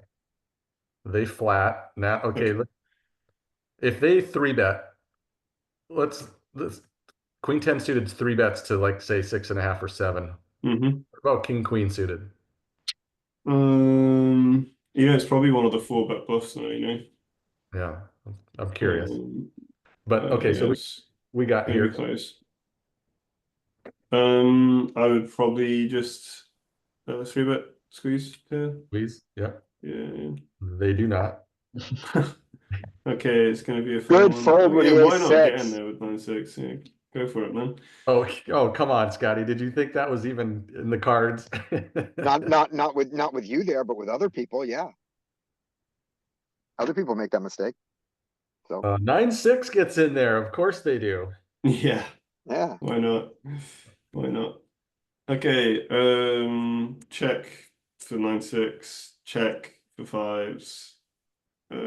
Queen could have much betting here. I mean, yeah, probably. Why not? I mean, you know, I mean, they probably don't know, but everyone in this hand is like more likely to be a fish, so, or recreational. So, yeah, I'd probably just bet like half pot or something and just get the pot building. King queen here is very high equity bluff. Probably can raise this sometimes, even 4 ways. I mean, you probably wouldn't see it much in theory, but yeah, the theory's out of the window in this kind of hand. So a call or raise is fine, and 5s should just pure fold. Call. Good Lord. This is so good. They hit the 5 though, so it's all good right now. Yeah. Never mind. Yeah. Check 5s again, obviously. Queen 10, probably want to just do more checking now. You bet. Yeah, it's fine still probably. If you get raised, you can just fold, I think, like quite comfortably. Hey, what do you think if you do bet? What about size? Like, do we keep it small here now that the flush is completed? half pot or something? Yeah.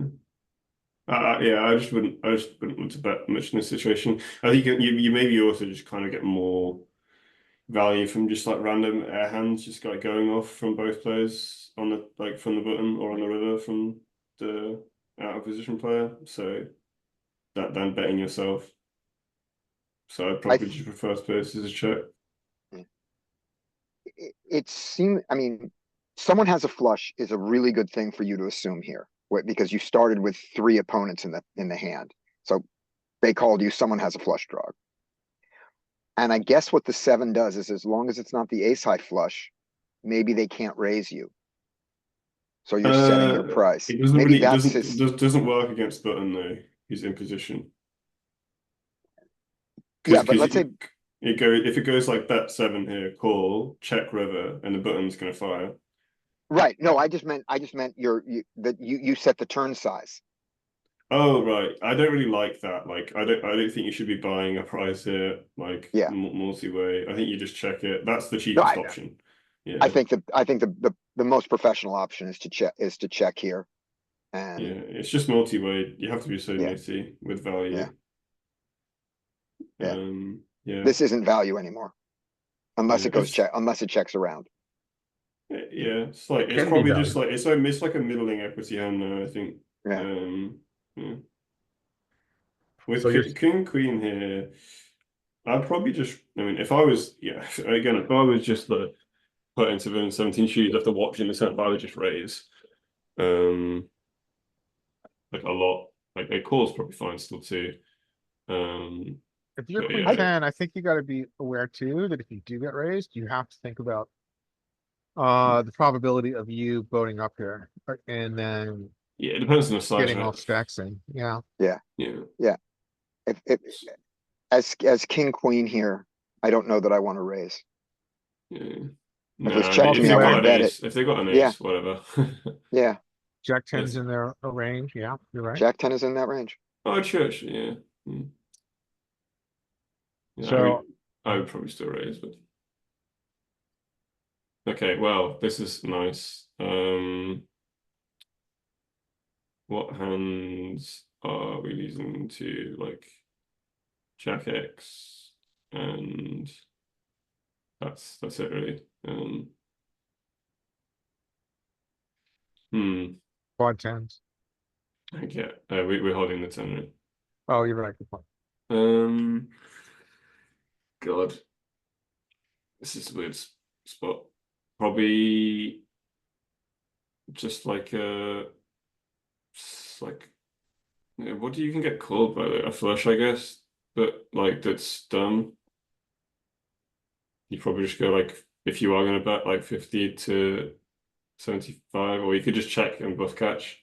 Probably that's better. That's cleaner, probably. What about small bet like 10 or 15%? Yeah. I think if you are gonna bet, it can't be big. I want to see that before I block bet here, I want to see the guys 3-bet stat.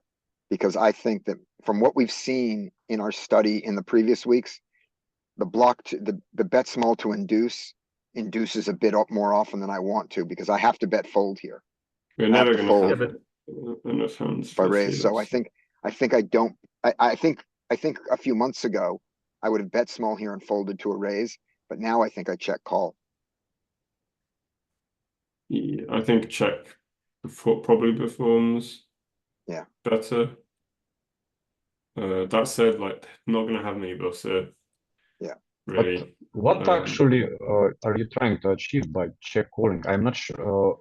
Okay, let's suppose he bets, I don't know, 20%. Maybe it's a flash. Sometimes can bet that way, and it's okay to check call. But let's imagine he bets like 2/3 or 75, or even bet pot. What kind of bluffs are we putting him on? Do we really believe that he's going to turn his flashes into the bluffs? Or I think he this is No. the kind took of around with 8-9 and decided to bluff? I'm not sure that check Ace of call is hearts. the best option.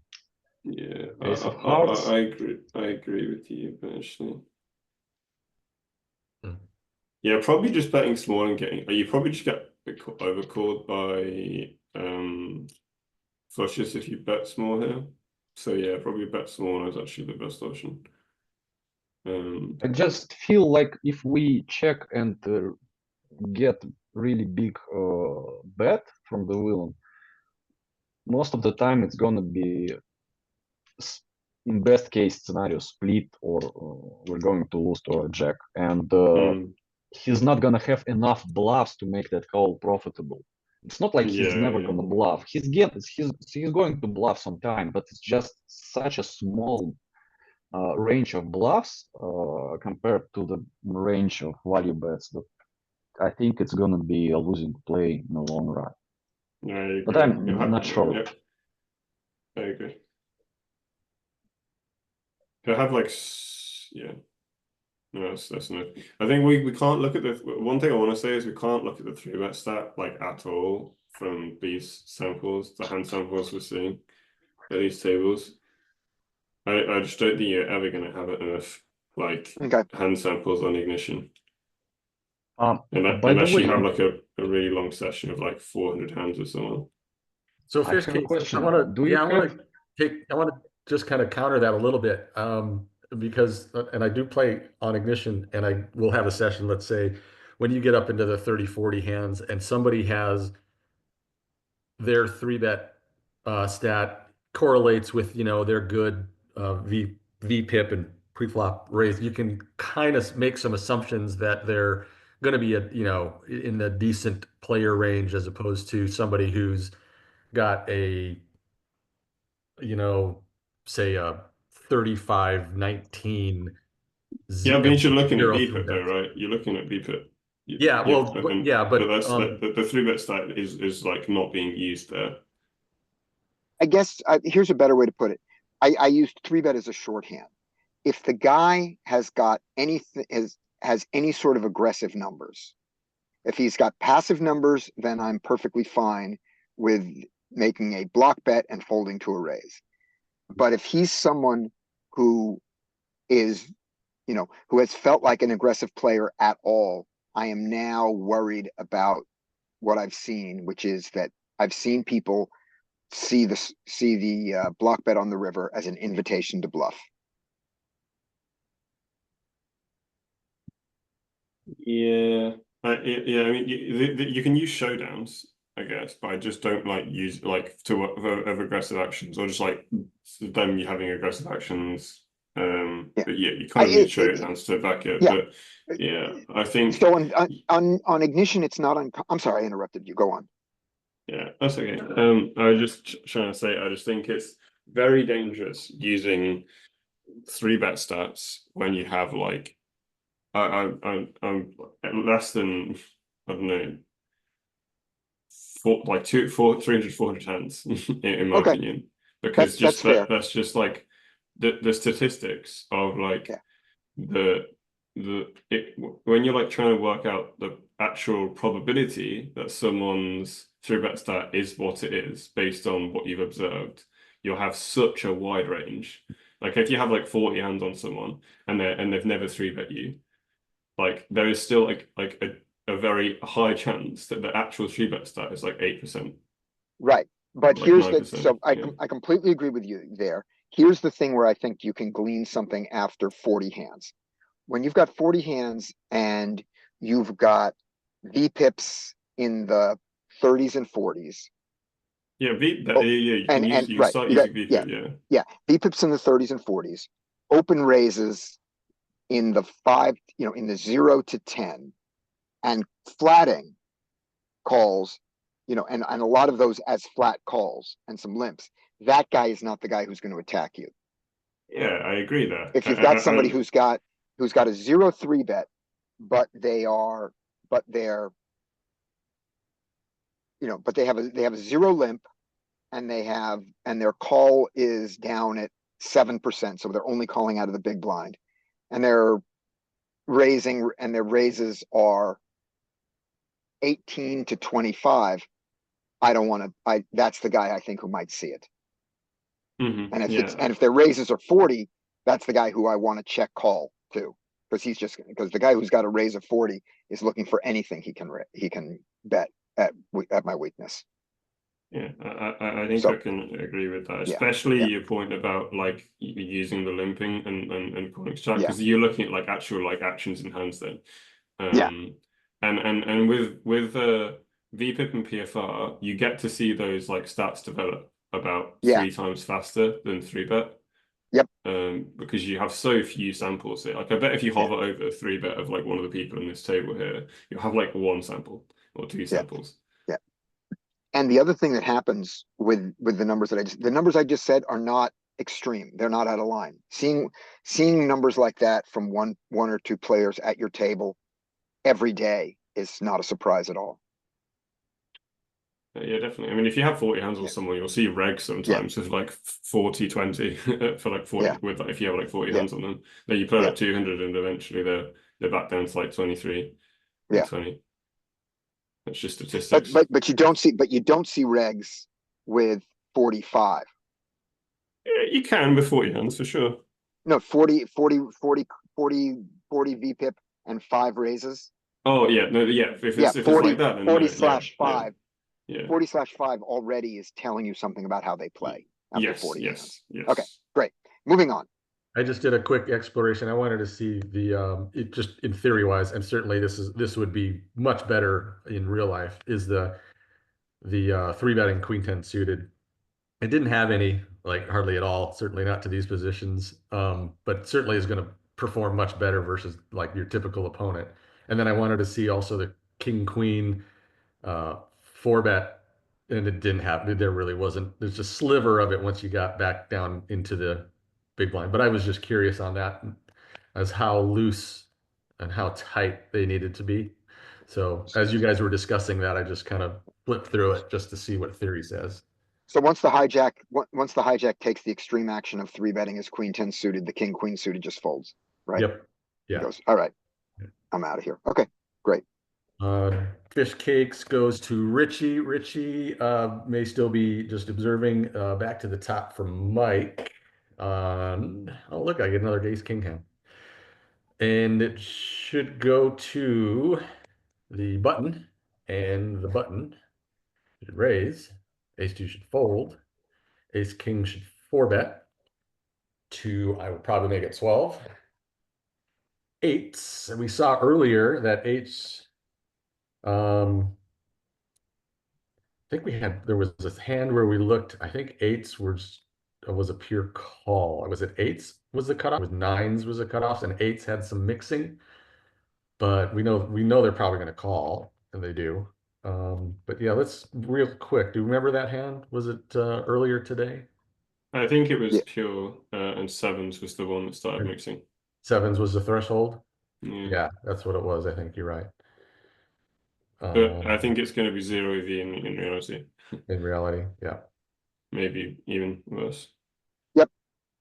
Sevens is where the sevens where it starts going. Yeah.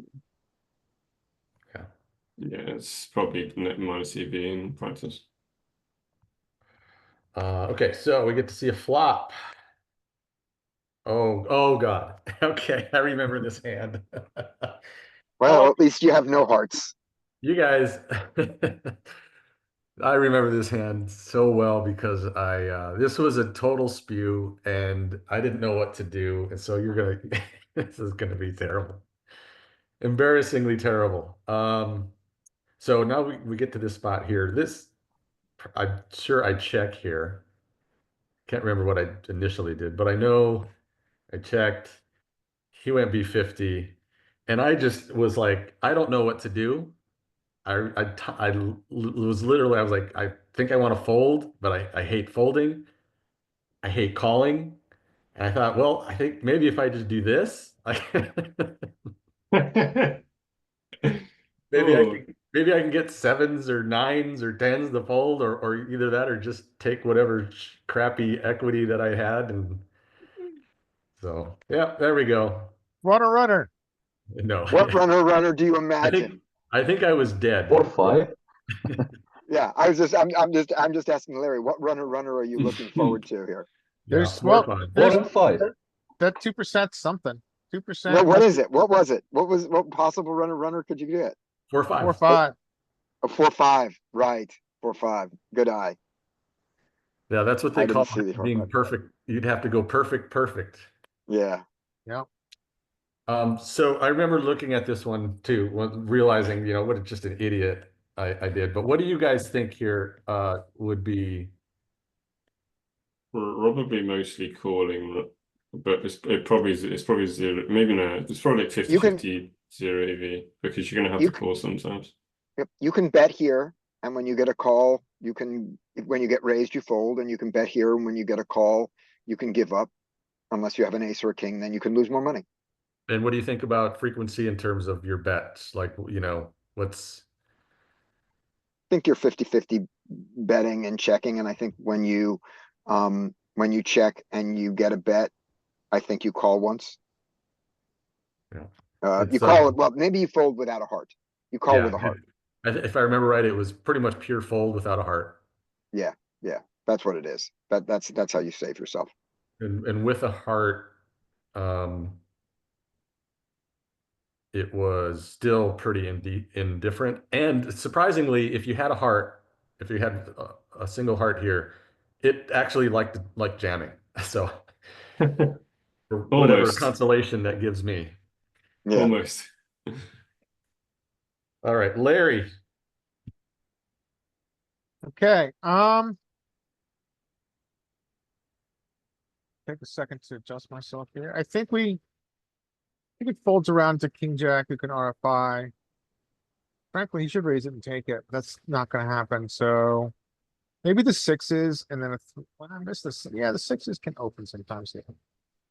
And The just so you know, sixes and hijack can open sometimes. just so you know, there's no filter, so it's not like we're always going to see a flop, but Yeah, and yeah, sixes can open sometimes. I don't think king jack here gets three bets. Okay, so this is what's gonna happen. So if I were king jack off here, I would take the spot to ISO. I'm curious what you guys think of that. It might be a little I like it. Yep. wide, but here, okay. I like it. So I would ISO here with king jack. I would use a bigger size. I'm a big fan of five bigs now, so I'll use five bigs. It's gonna get a call. And it's gonna see a flop. Good flop. I would default to a B50 here. I think small is fine. The villain has got a back door, so he thinks he's got some equity to call.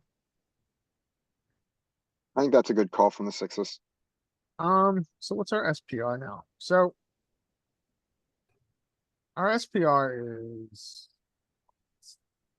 like 6. I think I continue to bet. I'm not really enamored with a trap check there. I think I bet B75 or pot. Hoping he has a jack. So this Yeah. guy's using exploit sizing, so he's gonna get the call. So 6-7 got there. The problem with these small sizings is there's no way for him to get it all in. Well, he can. Potter bigger, please, sir. Okay, no, it's full. I would have used a polarizing size on time. yeah, with my bluffs and my value. Yeah. For sure. Do you go big enough on the turn to actually have a jam on the river? I mean, 'cause Yeah, I think that's I think, Where are we? 2E is 6-1? yeah, 2E is what?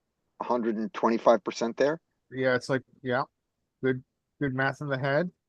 Yeah. Education getting put to use. It's about a B130, B125. Okay, yeah. Yeah, I think that would be fine.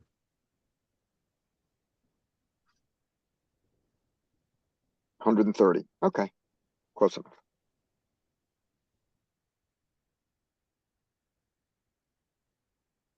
Barian.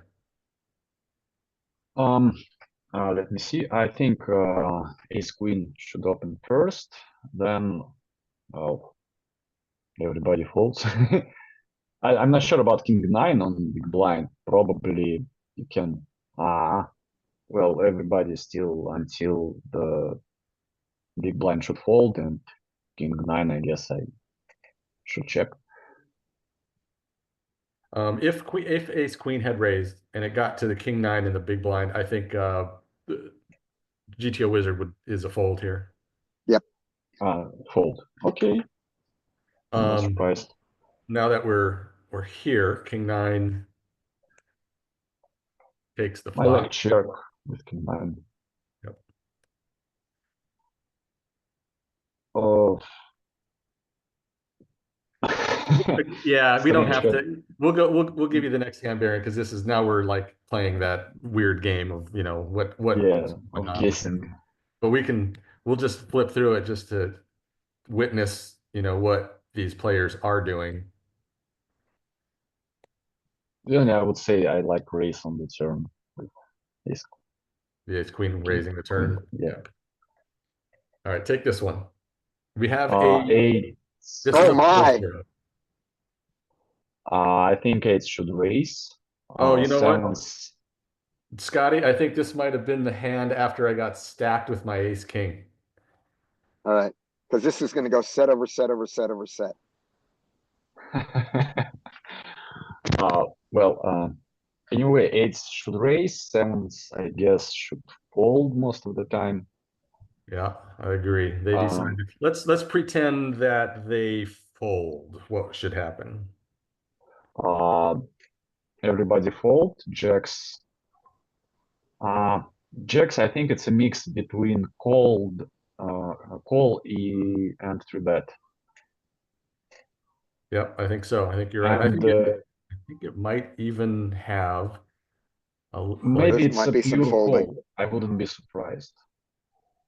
I don't think it's going to fold, but I think it has like a surprising amount of calling. I Yeah, think. it can be full call without three bets. Yeah, I think it's pure. Yeah, even queens. Okay, but all right, so we got this. So let's. With jacks, it's it seems like a fold to me. We can't forbet it. I think it's not a good setup to forbet bluff with jacks. I would prefer, I don't know, ace five suited And because of blocker effect. look at what So, the sevens. Look at their stack size. Is this? my fault. Yeah, it's kind.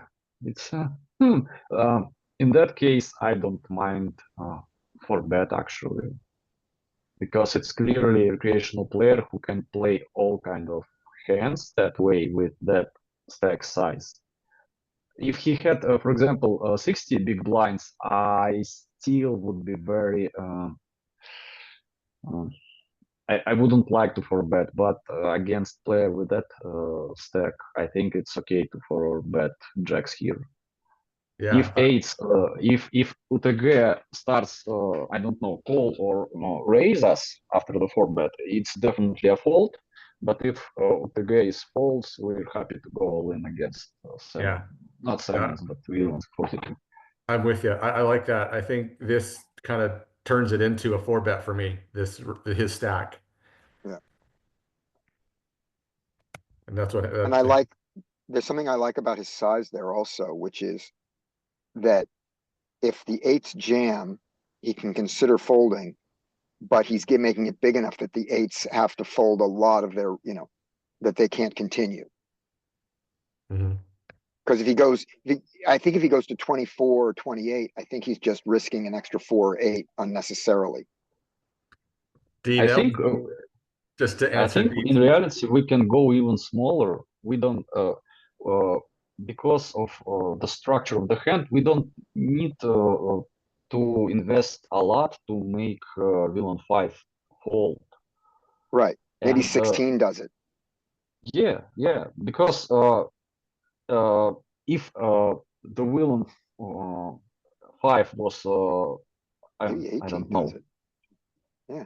No, I like it. I like small. I like small size. Me too. He didn't invest a lot, so Yeah. he has no reason to call without good hand. Yeah, I do too. And I'm curious, let's pretend villain 42 has a full stack and now you're here with jacks. As I said before, most likely it's gonna be fold for me. Yeah. Fold, yeah, I would prefer to forbet to ace king or ace 5, not jacks, because we don't block value. Yep. Yep. I'm with you. I think that's absolutely spot on. We were small blind. Yeah, I think jacks are full. Yeah, even queens. So, yep, good. Yeah. Good hand. And Dean, I think this was the hand after I had gotten stacked with that ace king and I was in the blind. So I had to sit out a button and then pay my small blind in this hand. Right, right. So rather than sit out for 8 more hands or 7 more hands, I chose to pay 50 cents. Yeah. Pay a small blind. All right. Next one goes to Dean.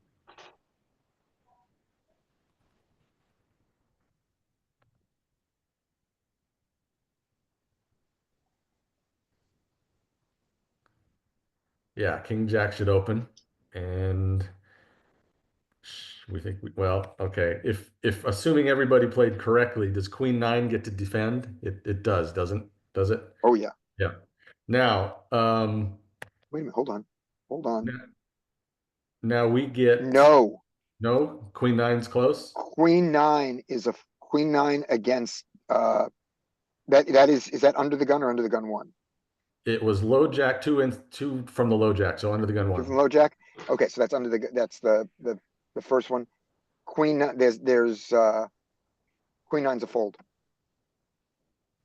Yeah, that's the thresh. That's the one just under. So anyway, 10-5 decides to call because that's what you do. Now, how about Queen 9? Fold. Dean. Oh, sorry. Dean, type.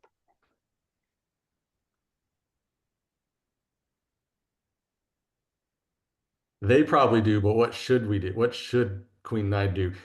We saw that it folded to the single raise. What should it do to this?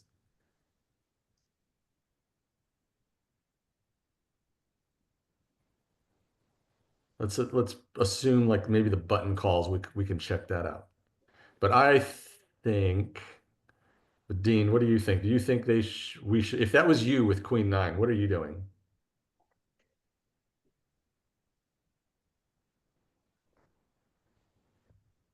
And it's so Queen 9's a fold in theory. However, should we be defending Queen 9? What does everyone here think? I don't see what it is about the bad play of the caller that makes Queen 9 a better hand. So I don't see why we should be defending in a multi-way pot wider than GTO. Anybody else? Like the reason we do it is to exploit somebody's worst player, right? Right.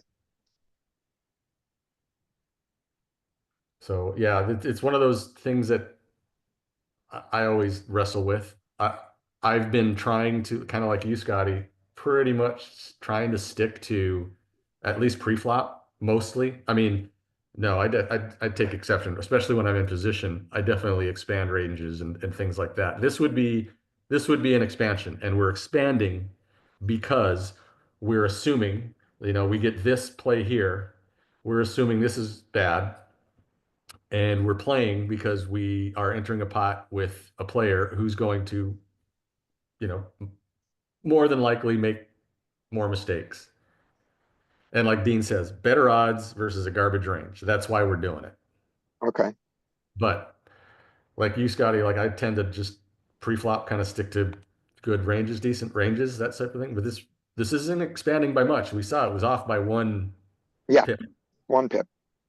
So, but we know they call. Yeah. And here we go. Yep.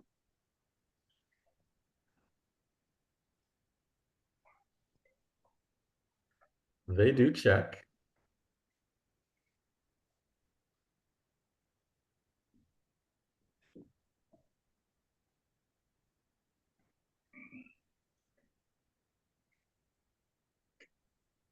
What about King Jack? They do check. 10-5, obviously. Well, I mean, they're in position. Do they ever want to bet now? Probably not, right? Oh, they do bet. Look at that. There they go. All right. So now you've got your Queen 9 that you defended.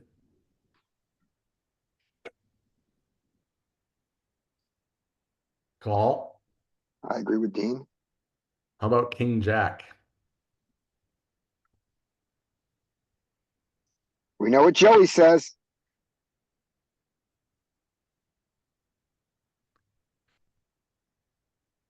Dean says call once. Fish Cake says call, but cry. Right. Crying call. Then I will be the voice of Joey. Joey says Joey is an insta fold here, and Joey's thing is this simple. So there's the JL thing you can have in your mind all the time. If you're in a multi-way pot and you don't have it, odds are someone else has it, but you don't know what it is all the time.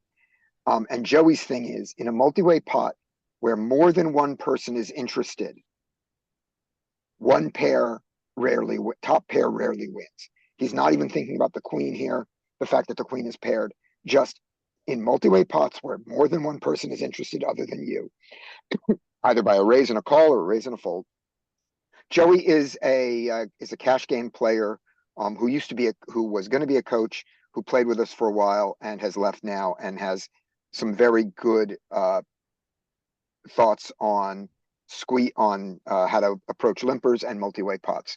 I don't say that I agree with everything he's ever said, but whenever we get to a Joey position, we always want to repeat the Joey thing and give him credit. And this is a Joey fold. Yeah, this And was here we go. a highly opinionated, or one of his high opinions. He was very Yes. passionate about this particular kind of spot. Yep. All He's right. folding pocket aces. Joey is folding pocket aces here. Queen 9 now gets here to the turn. Dean should go check, check, and check. It does. Now we're on the river.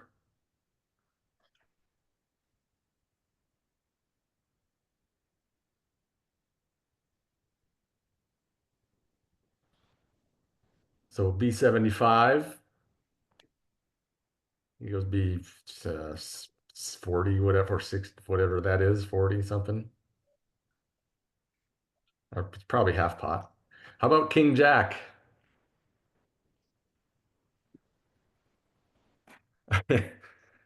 Barf. Call this size. Ugh. We know villains are always going to call. I was curious if we should be folding, especially being in the sandwich. Like still having villain 17 behind us. Do we know anything about villain 23? Are they like a reg or a... Yeah, No, not enough. really. Hmm. 13 I hands. think I don't know. I'll probably just call because there's a chance they're doing it with worse. Yeah. All right. Dean, it is Scotty. Okay. The king Jack calling there, that is the best kicker he can have. If the other guy had ace king, he probably 3-bets pre-flop. If he has king queen, that's not a kicker anymore. So if you're going to call with any king, it's king jack. There you go. All right. Folds around to ace queen suited, who should raise. Folds to the ace king, who should 3-bet, and the ace queen suited should not fold to that. And I think mostly just call. I don't think you need to turn this into a 4-bet, but the ace king just calls. How nice for you. Ace king should check here. Ace queen should bet the flush draw, and the size on a 10 high board, 10 small, our sizing can include big sizes on 10 small, right? That's a question I'm asking. I think it can be, yeah, you want I to do think big yes. sizes here generally. Yeah. I think this might be a low freak Tends to drive that frequency down. big bet. Yeah. The 10 does? No, the two-tone nature. Okay. And in this case, I think the two-tone, I don't think the two-tone nature drives the frequency of big bets down. I think it pushes it up. So we can check that. That'd be my thing. I think the frequency of bets on 10-6-2 rainbow of big bets, I think is going to be, small, not that the ratio of big bets to small bets. That's what I want to say. Not the frequency of bets, but when you bet, you can bet larger more often than that. That's going to be my claim. We'll find out if it's right. Why so? And, because I thought that that this board is more dynamic. It's dynamic as in that the nuts is likely to change on the turn, because when a diamond comes, the nuts change. When you're on a rainbow board, so this board is totally disconnected. No, it's not totally. There are inside straight draws available on this board, but it's a pretty but there's no up and down.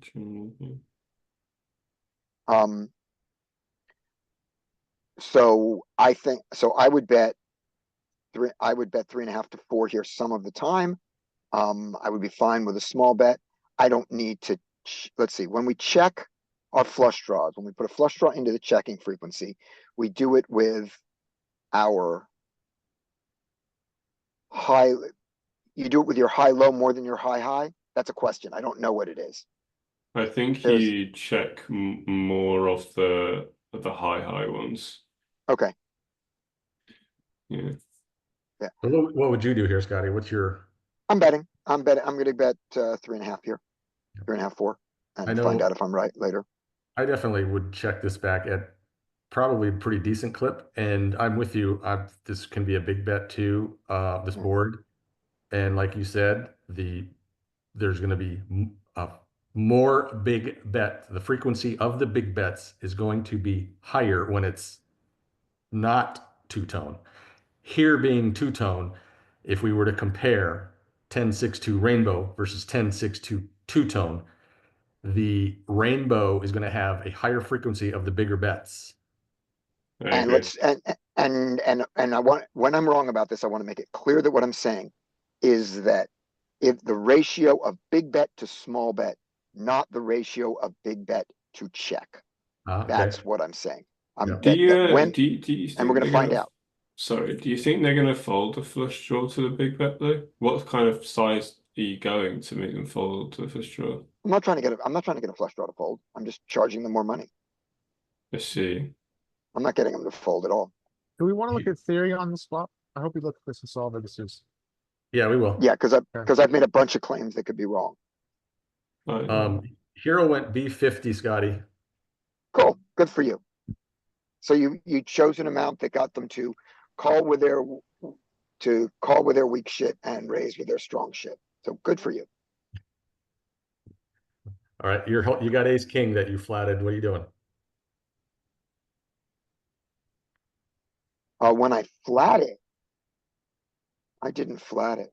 So I'll just they call. Yeah, I think it's a reasonable fold there, but this happened. Hero, I feel having your gone pain. check call, having gone check call, I guess we go check call again. We go check again, and now the ace queen. I've picked up equity on my bluff. I think he has something, but I picked up equity, so I continue to bluff. And you bluff 7, and now I think he should check raise you, and you should be very unhappy, and you should call.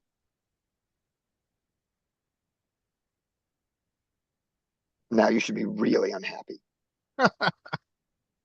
And looking at him, oh, you should be ecstatic. You're so happy. But okay, what would you do if you were ace king? I bet. I'm, Yeah, you wouldn't be here. You wouldn't be in this spot. Now that you're got to here, which you would reasonably be. If I'm ace queen here, I check behind happily. Yeah. And when he bets, which he did,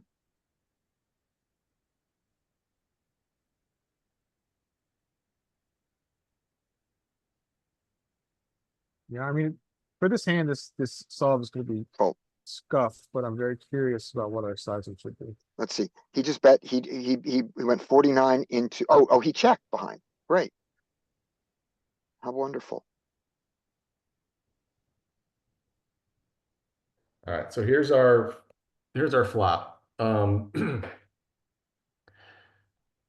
So yeah, there's overbetting. See the overbets. Could you roll over some of the suited ace X? Let's see if I imagine only betting with the front door. Was this it is a cut bet- off in the hand, yeah. or was it? This is a hijack? big bet board. Yay. Can What you was the check if it question? was cut off or hijack? It was always hijack, right? Oh, I did cut off. I thought it was cut off. It is hijack. Sorry. Yeah. I mean, again, this goes to the heuristic that when we're checking maybe more than 60% of the time when we are betting, it's a polarized, often a polarized sizing. And then when you have a 70% bet board, you're going to use smaller sizing. And now that we're in the hijacked, the amount of overbetting will go down. Yeah, Okay. I think you're right, because we've got a more defined range. And the amount of checking will also go down, which it did. Yeah, so now we see the overbets are completely gone. Right. So overbet from the cutoff, not from the hijack. Okay, and with this, our ratio of big bets to small bets is we've got 15% big bets and the small bets are about 30. So it's 1 to 2. So 2 to 1 small to big on this. Now let's make it not rainbow.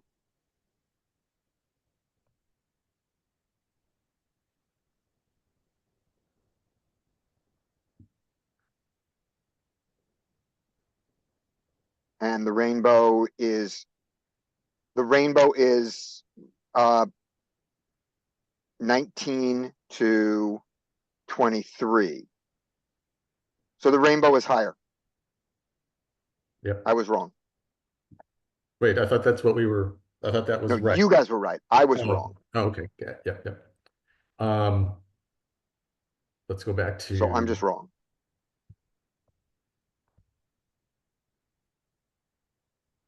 All right, so we did have the ace queen suit. Larry, you wanted to explore something on the flop.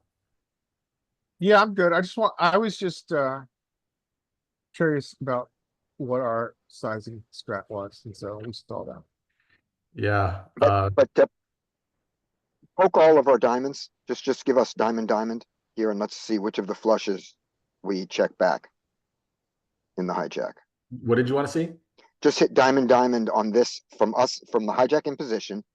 Let's just You mean click right on the here? filter. Yep, yeah, click that filter.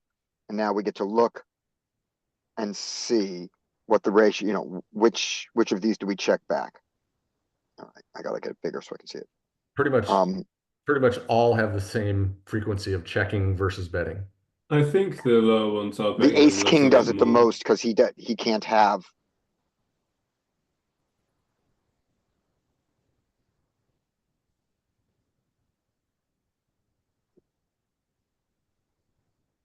So we check all of them some, but the one that gets checked most is the ace king that I'm seeing there.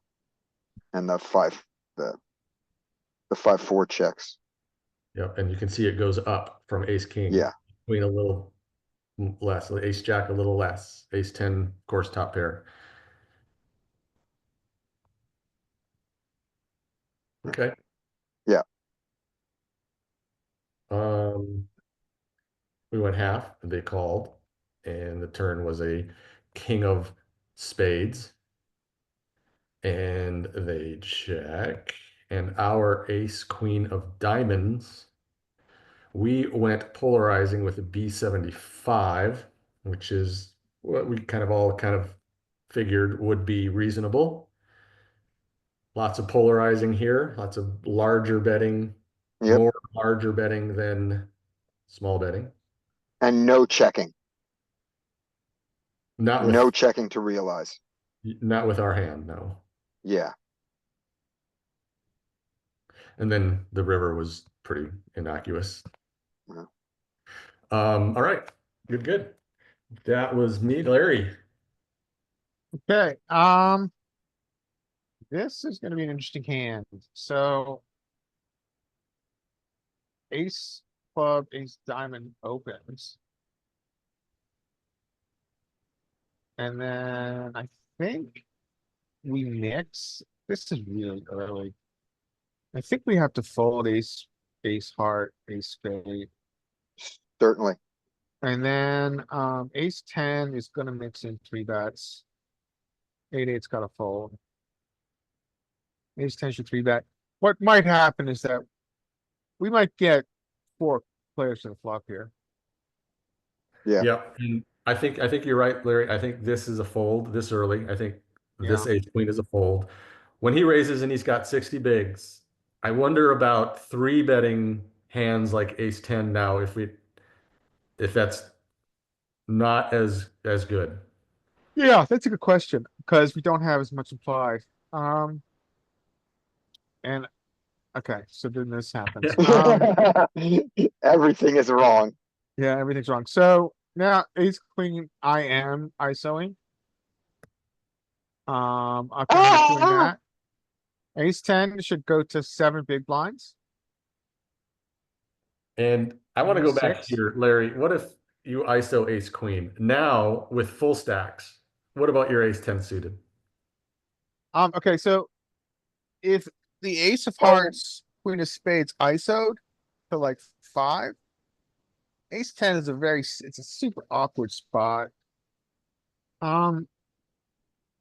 I would maybe flat ace jack and ace 10. Man, I don't know. I think you I should fold think it. yeah, I think we either called 4 or fold. Yeah. I Okay. think And here's why- Scotty's right. I think I lean towards fold. Yeah, here's why I think you should fold it, which is all the things that make ace 10 suited in the hijack a 3-bet against ace queen in low jack -1 go away if you say that if you take out the bottom half of low jack -1's raising range, take out his bluffs.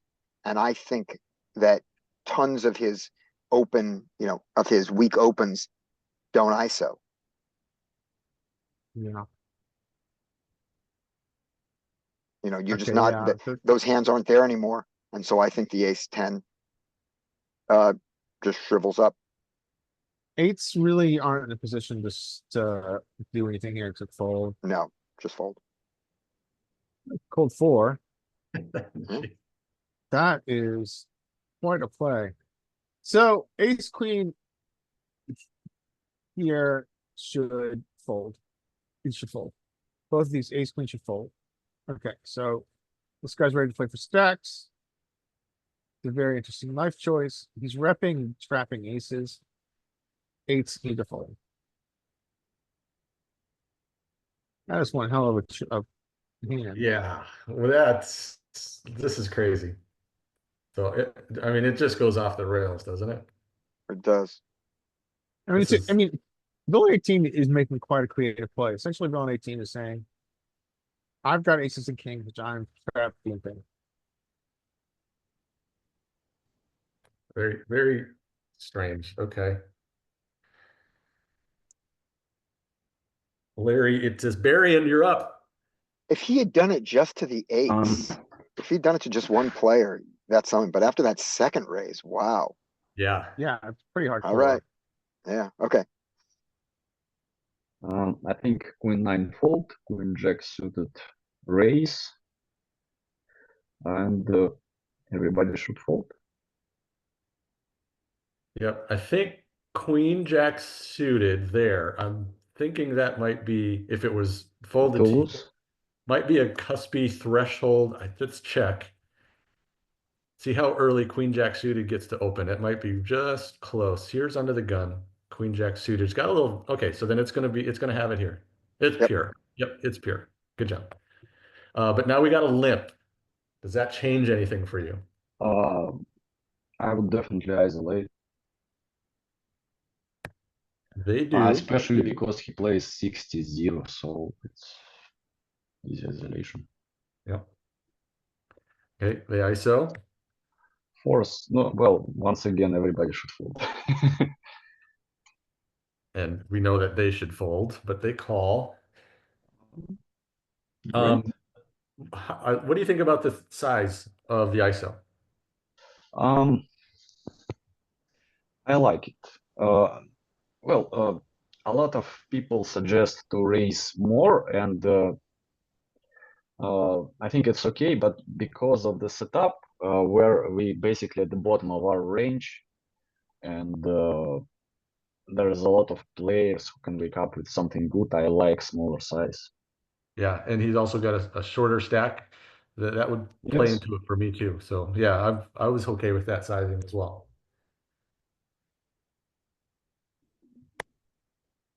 Here we can usually come bet fairly wide, and I think I would make a small bet and would try to buy with it turn and river.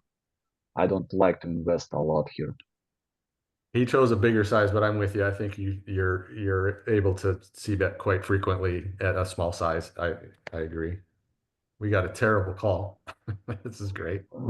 Yes. So It's, now it's that nice so when you see your opponent cards, but yeah.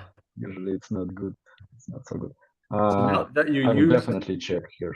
Yeah, assume you used a big size now, because that would, I think, really change your strategy. Then when they used a B, it would look like a B66 or 75 there. That would, if you had used a small size and they call and you get to here, If I used a small size and they called, I think there is a good reason to bluff sometimes, trying to make them fold ace high and king highs. Not always, but sometimes. In case of big bet, I think for me it would be pure check because, well, of course he has queen nine, but for me it's looks like small pocket pair most of the time, and I don't want to try to make fish fold here small pocket pair. It's waste of money in my opinion. yeah, that's why it really highlights the difference between a small bet strategy and a big bet strategy, doesn't it? Yes, yeah. And there's one more thing on your strategy, which I agree with about trying to get him to fold a small pair. The smaller his stack, the harder it is going to be to get him to fold the small pair on the river, because you're not going to have that much behind. Yeah, I agree. It's a good point. Yeah, if he had 150 big blinds, you could blast the river. You barely will have a pot size bet left. Anyway. Well, here we have to fold. Yeah. Don't like call very much. Yeah. All right, Skate, you have joined the party. Welcome, and you are up if you're there. I am here. Just let me get my expensive mic up here. I got it almost connected. So the queen nine was a bad limp and a bad call pre-flop. But at least he knew what to do after the flop if he was going to make that call.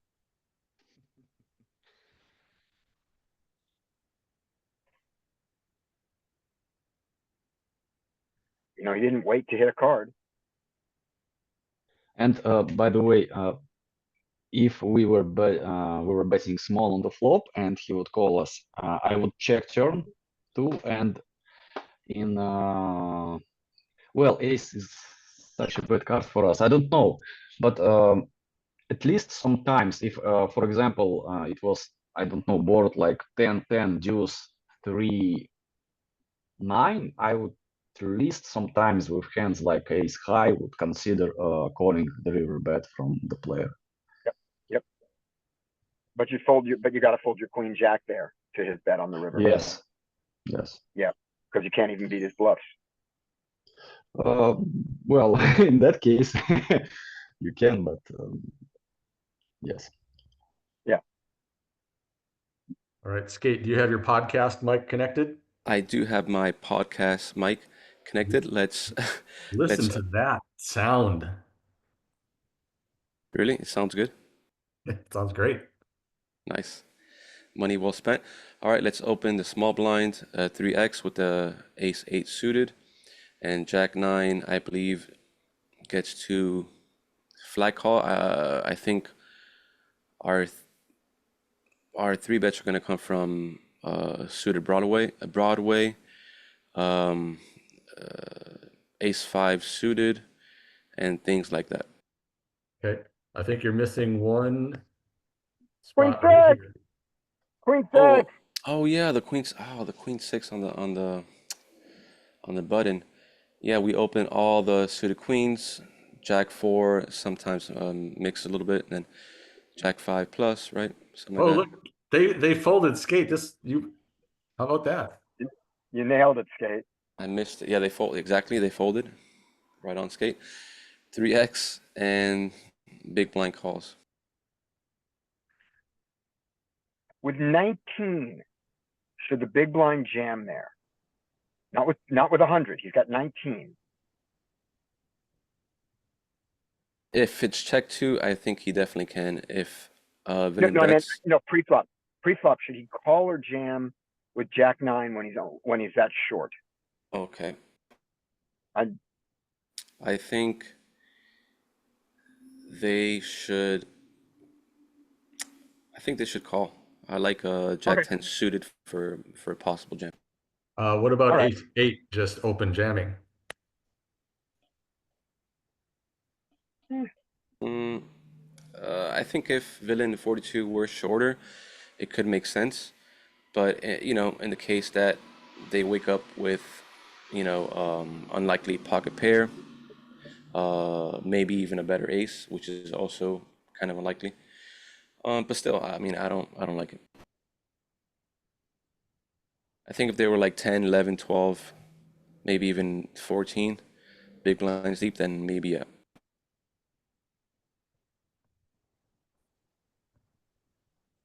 Here is 20 big blind strategy. Small blind.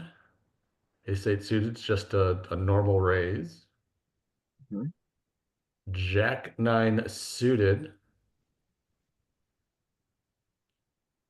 Jam. right. It jams pre-flop, huh? Yep. Nice. But Well, Jack 8.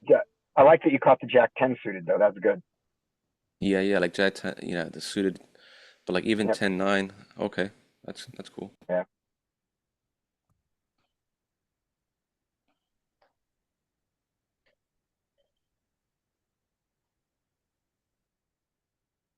Okay. All right. Well, ace eight, I think should bet small. Maybe 2.5, maybe even up to 3. And not well. Okay, they checked. So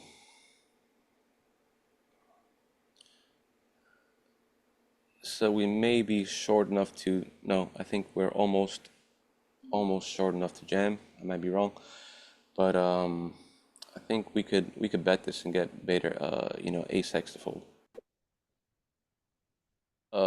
As villain 42, but he checks. Okay. Well, considering they played it as they played it, I think ace 8 is going to check again. And now jack 9 should bet. Oh, we even have a pair too. Okay. And they fold. Yeah, and Richie, when you say checks, it was a raise pre-flop. So here is 6 max, 20 big blind strategy. Yeah, okay, you meant call. So this sim says jam. 6 max, 20 big blind stack, NL 50. So what is your rake? Would that make a difference if it was Chip EV would be the one that most likely had a call. Chip EV probably has, yeah, probably has the call. So big blind, yeah, check calls with Chip EV. Yeah. Yep. And then with the NL 50 rake, it's a jam. Let's see, let's go up to NL 500 and see what that does. still jam. Right, but the Jack 10 doesn't now. Jack 10's no longer pure. Yeah, I would reverse that. All right, top of the list to One Mike. que- Yeah, One question before Mike, before you go on. Having taken the check line on the flop with the Jack, which I like, do we check back the turn, or at that point do we just promote second pair to is no longer marginal, it's premium, and bet it for value?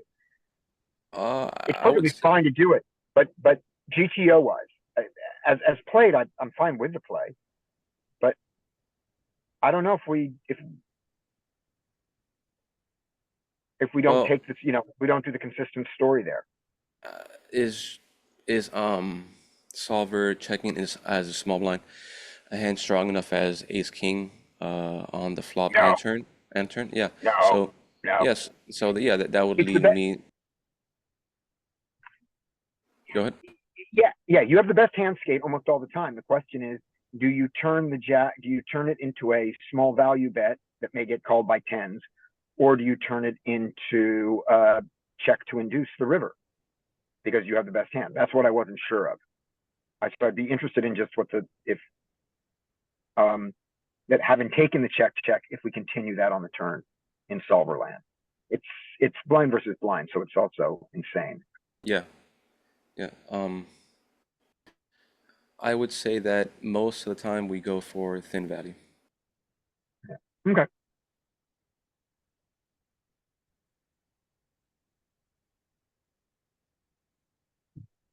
All right, we can move on then. okay. If I'm the only one who cares. Let's see here. We get to raise the ace king and take it. And Richie asked why he was getting a different result. It was probably a different rake, Richie. You were probably looking at the Chippy V chart, and we were looking.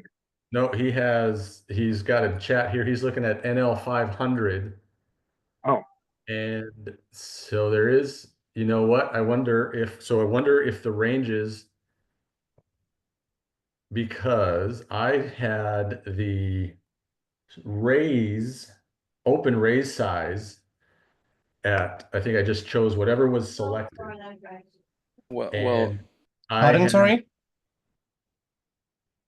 I had an open raise size of 3 selected, whereas yours had a open raise size of 2 or 2.5, which is going to change the ranges that you open and defend from, I think.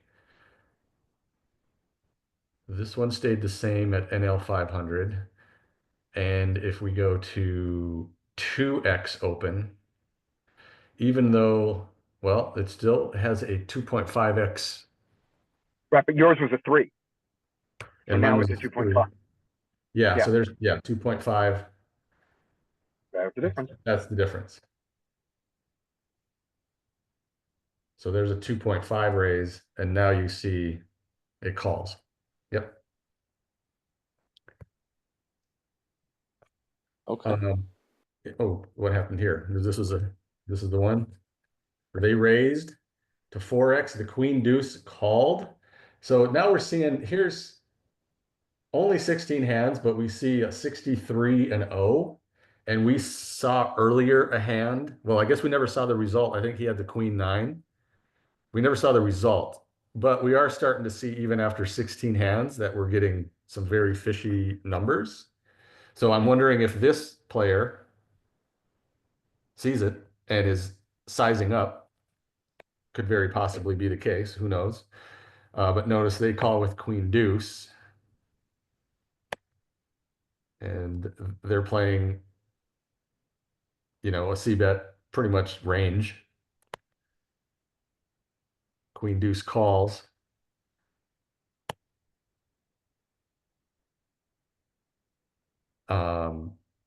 They continue with small sizing.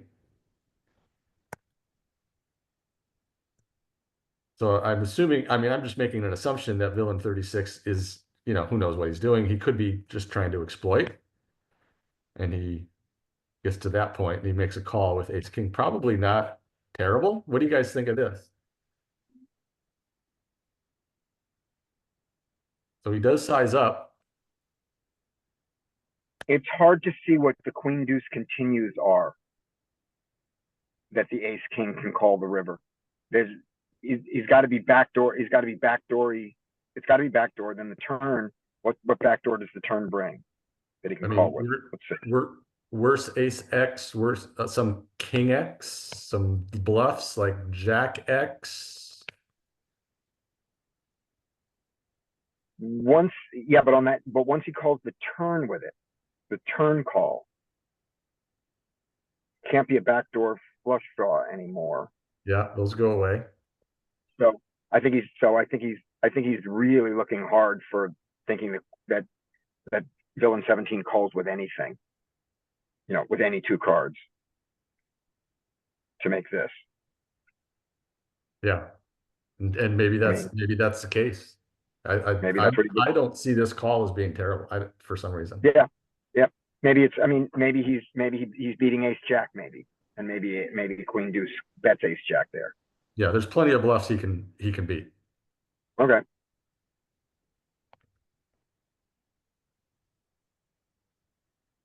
Larry. Okay. I have no idea how this gets to be taught. Except maybe the 7-6. No, there's no filters. It could fold to the big blind. Yeah, so we don't get to open 6-7. I think maybe low freak. Really low freak, we get to open 6-7 suited, but it's so I think that's what's gonna happen. I think 6-7 is going to who knows. But it should fold around the 7-6.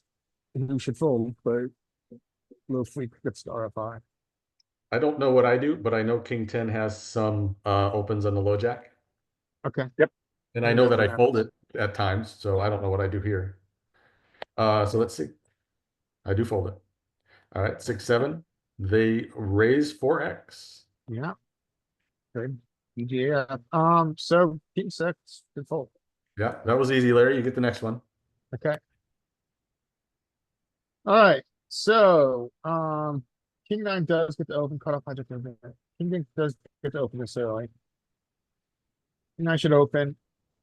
Our hero should fold. I don't think he really wants to bet this early.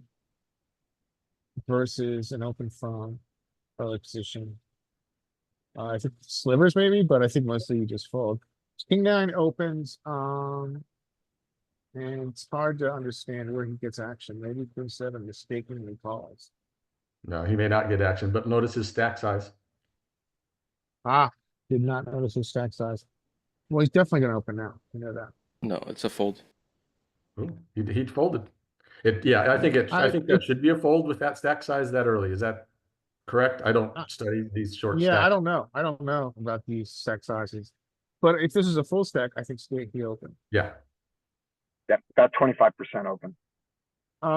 So you now can open. Oh no, that's not 25%. That's more. So our hero's gonna open 10-9, I think. Yeah, 10-9 suited. What do you think? Is that full frequency, Larry? I know it is in LoJack, but I'm not so sure in UTG +1, frankly. No, it's not. And in this particular combo of suits, I'd probably am just folding. I don't know though. Yeah, I do fold. Okay, so I have no idea what happens. Oh yeah. So how about Queen 7 suited in hijack? We're testing your thresholds here, Larry. You are. I'm being tested. This is a fold. I think you're right. I think Queen 7 is a fold. Yeah, this is a fold. Yep, So Queen 7 is a fold, and Queen 6 has a sliver of raises. It's the weird snaggletooth in the hijack that you don't need to learn. and so okay, so we go to a flop with hands that shouldn't be here. Yes. And this is everyone. So in theory, cutoff should check, but I might, if I totally missed, I might bet and try lockbox into getting a fold. Yeah. What's the, so he does it, and then this guy's missed it with his trash. So What just, is Villain 42's BPIP, by the way? Out of curiosity. Villain 42, 14 hands, 50. Yeah, 20. so I mean, I think, you know, HUD's really effective here if you get to play on this side with a HUD. I would increase my c-bet frequency and going through the spot. Yeah. I mean, you understand he wants to see flops. Our check raise would be very sexy there. Just to check those pre-flop frequencies, using this setup, we were, let's see, King 9 was, I think, somewhere in here. So you could see under the gun +2 or low one from the low jack is pure, about 60% or so there. This drops down to about 50% there. 10-9 is Slivers. slivers from there. Even low jack, I don't think it's pure yet, is it? No, not quite. I think hijack, it jumps up pretty big. Yeah, there's a big jump. So that's their that's those pre-flop range. Oh, where was Queen? Scotty, you said Queen 8 is No, great. Queen, I said Queen. 7 is full. No, what I said was Queen. He said Queen 7 was a fold, and I said yes. And Queen 6 has a sliver of raises. It's that weird. It's a weird snaggletooth. Yep. In the hijack. Yep. That you don't need to learn. Varian is up.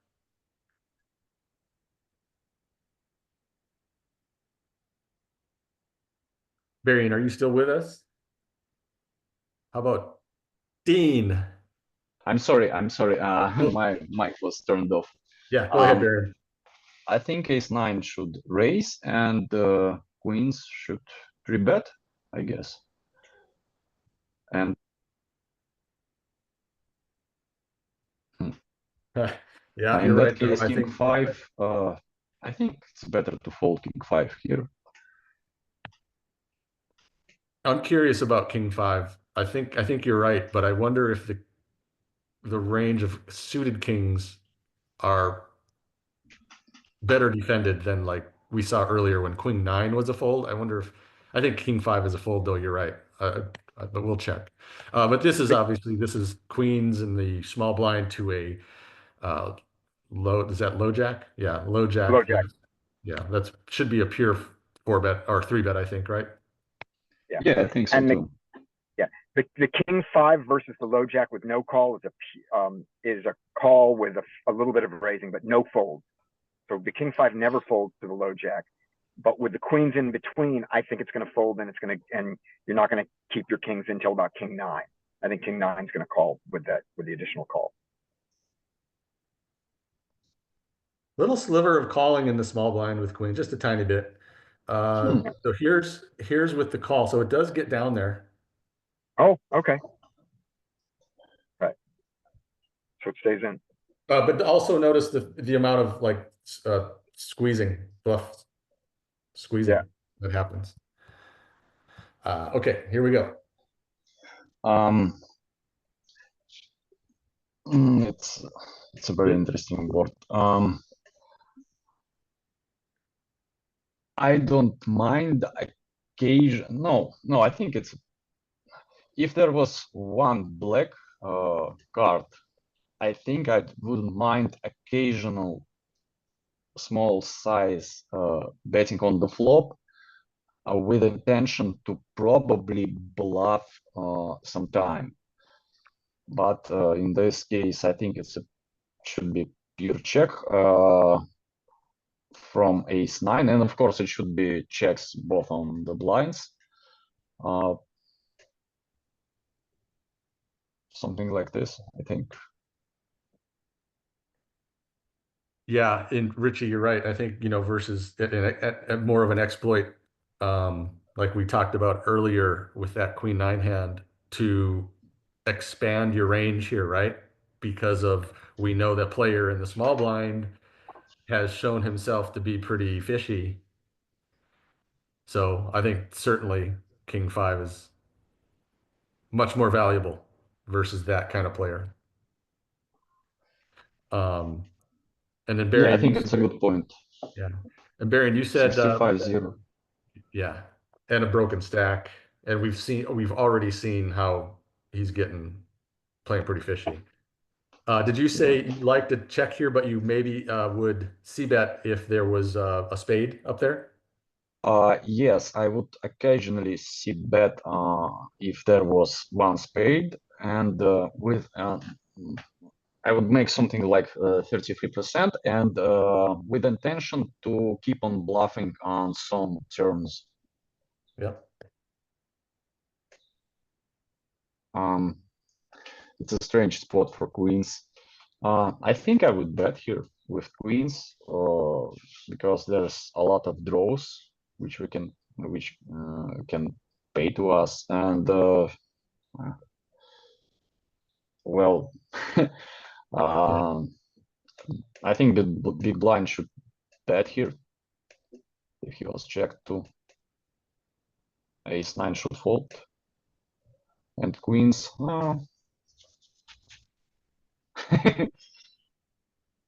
I don't mind either place, raise or call. Yeah. And I think we should keep on slow playing here with queens. And pure fold for king 5. I don't like the sizing. I think he needs to go for more value. I mean, you can argue it's hard to know what's gonna call, but you just need to go for it. Magnitude from frequency. But it's just so hard to discuss that spots because they basically never happen to us. Yeah. Yeah, true. Barry, and we go to Dean.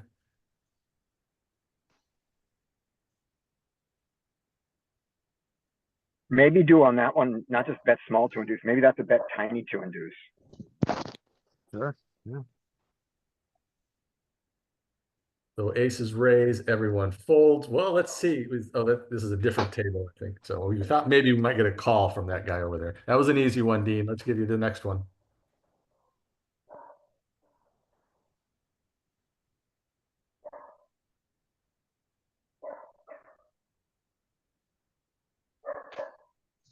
This one's just as easy. All right, Scotty. All right.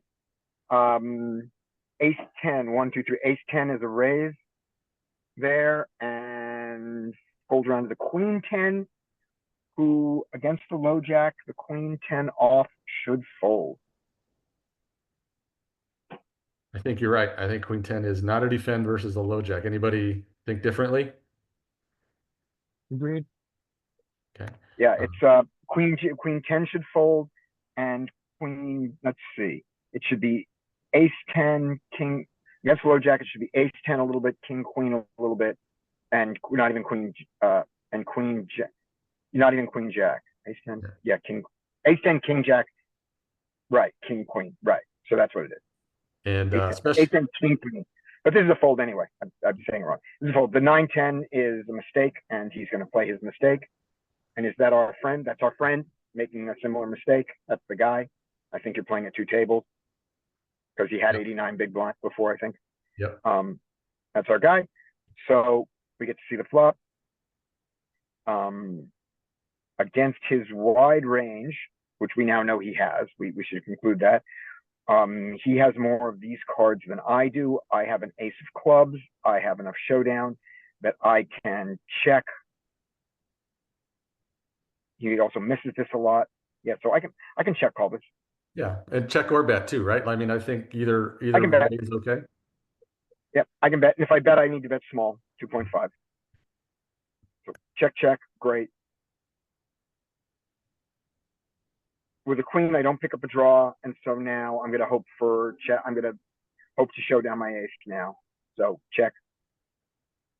He should bet here with his double gutter, and I need to fold. Yep. So, but I do call because I just don't believe him. Yeah. Do you think versus somebody with this wide of a range? Don't worry about his cards. Right. With this wide of a range, can we still call with this hand? I kind of feel like we can. Yes. But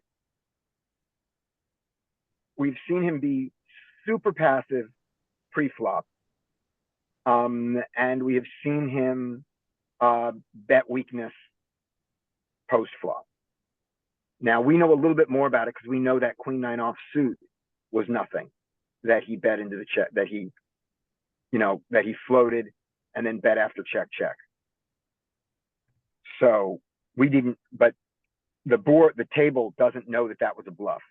Yeah. So I could be a little bit with it, but I'm okay with the fold here. Yeah. They did call and it goes check, And now check. we're check, check. Great. So he doesn't go for it. Wonderful. Yep. So he beats me. Fish cakes. Oh, sorry. Okay. So let's see. 10-8 can open probably. And then everyone else should fold. Okay. I know that king seven suited and the hijack is going to be an open on the charts. They do open. Oh, sorry, I didn't see king seven. My bad. Sorry. That's on me. Yeah. Okay, yeah. Then they open and then everyone folds. And then everyone folds. Yeah. Oh, okay. We got to defend. All right. Let's give you king seven. Okay. Cool. We'll hide these cards. You don't know what he has. This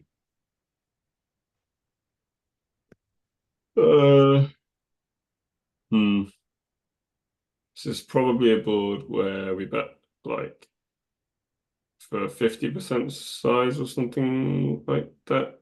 Like, not sure what frequency, probably not too high. How would you play it here? Let's if here's the information you have.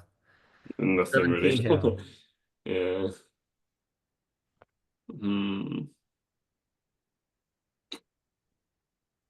You could probably play this as a check or a bet.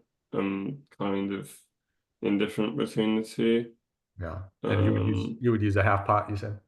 Yeah, I think yeah, 75 is fine as well. I'd probably check more often, but let's go with the bet, which is fine. Ace turn. Yeah, I don't know. He's like if I don't know he's regular or not, I'm just gonna assume they are. So I'd probably just give up this kind of hand now. I don't think it needs to bet. And then after bet call, check, and then check on the river, I think we can like do we have showdown value? I guess we just have yeah, we probably just have enough showdown value. Although I am tempted to I just give up. Yeah. He does give. This is a good one because this low flop versus a hijack big blind range is kind of because like you said, you were kind of like there were a lot of seemed like there were options seemed similar across the board. Of course, we can only do a 2.5x. I can only do 2.5x. And we had it was through rainbow. Okay. 3 deuce 3 rainbow. It's just gonna be like a mix, I'd imagine. Yeah, and I think the big size is going to be in here when you get this low of a board here. Yeah, might have some 75. Yeah, 75s. I think 50 is mostly going to be the size though. Nope, it's actually 30. Yeah, 50 is the big size on this one. I thought there might be 75s as well because of your overpair advantage. And just you saw this king seven suited from the hijack would be a pure raise. You saw that, yeah. Yeah, so I just didn't see them. Yeah, I'd open, yeah, king five as well. Probably king four. So let's continue with a B50 just to keep this so we can see what we need to do here. But you were right. You were right on. It can check, it can bet, and it used the B50. Yeah, I think on the turn, I'm not sure how much we would bet with the non-suit here. Some interesting King donking, 7. donking going on from the big blind. Okay. Maybe we do start continuing. No, it's just so much checking and like massive sizes here. Yeah. Hold on, one question about the big blind. Where's his king 7 offsuit? I don't see it.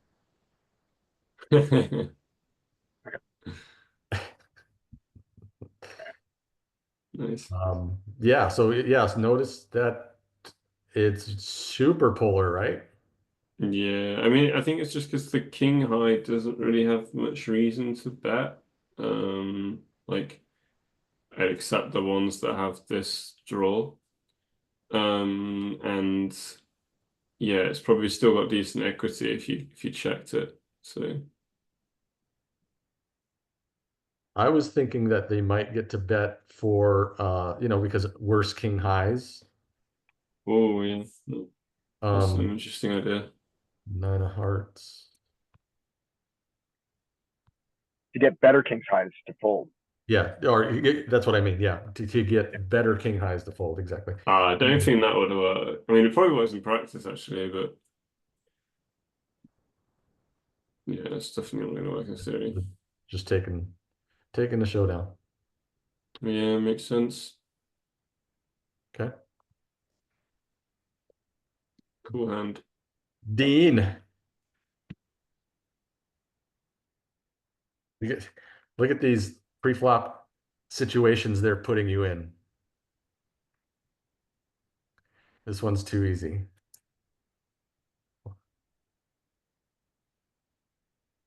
Oh, you get to see a flop with kings versus an unknown down here.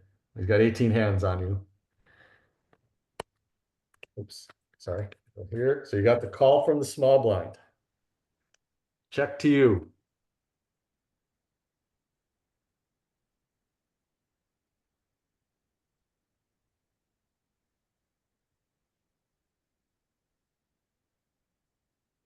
He goes be small and gets there.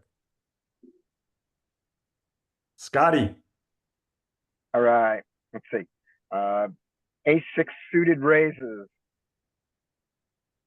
And then my screen went blank. And then everybody folds around to the ace-5, who should fold.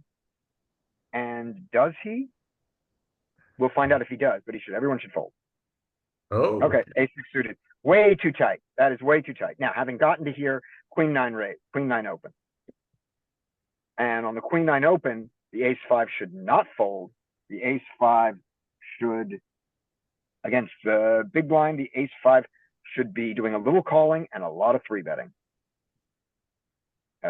Like 50%, 50% that way. But no folding.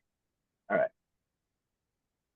And I just want to look at the difference between a 2.5x and a 3x.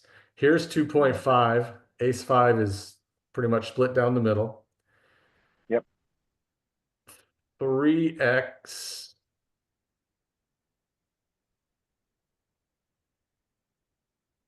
What do you think will be what do you think the difference will be? More fold. Maybe fold the whole thing out at 3x. Spot on. Yeah. Look at no calling ace-x until you get to ace-10. Yeah. Right. Wow. That half a big blind means everything. And did he do 3? And it also, there is a difference in the rake, so that probably plays into it. Yeah. And he did raise to 3. Oh, so I didn't even see that. All right, so here we go. The ace-5 having called needs to check. Queen-9 can absolutely bet and needs to bet small because of the pair of 4s, and 4s are not a completely irrelevant card. They're not like deuces against an early position raise. So he bets small. The ace-5 should just fold. Should he just fold? He's got an upper dangler to the 4 and an overcard. I've changed my mind. The ace-5 might not be able to fold here, and if it was rainbow, I think the ace-5 can't fold. I don't know. I'm reconsidering my ace-5 fold here. I'd like to look at this here to the top pair. We're at the bottom of our raising range. And we get 9 of clubs, 4 of clubs, 4 of something. Yeah. They check. And there is your strategy. A lot of checking with your top pair, in theory. Yeah.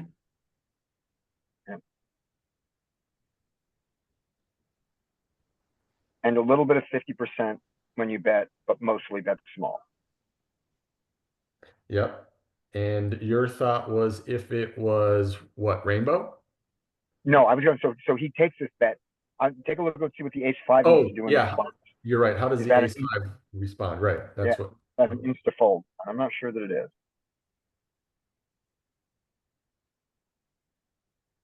I mean, It- with a it's club, not. you're always calling or defending. Right. And then even Yeah. some of the other offsuits are calling. Okay. Well played, Scotty. Yeah, there's something in there. Okay. I know I would have just straight up not thought about doing anything with this ace 5. Yeah. Other than fold. And but this suit, this ace with the 5 of spades, I think this is a fold, pure fold.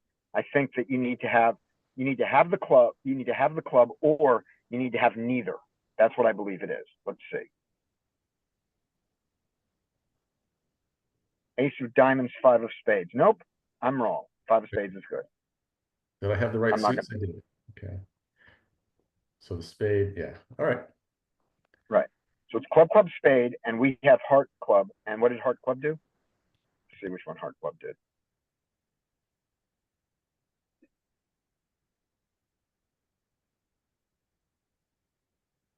Okay, so hearts, 5 of clubs. Oh wait, we don't have. Do we have a 5 of clubs? Oh, it's spades there. So we have. It's a different one. So what we have is we have ace, heart. We have heart, spade. Now let's look at that. What does heart, spade do? Yeah, heart, spade has calls.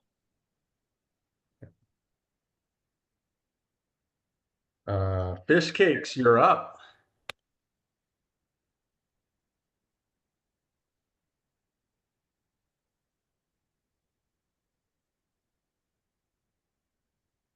Are you there, fish cakes? This, if the ace 10 suited plays, this could be our last hand. Oh yeah, we were well past our time.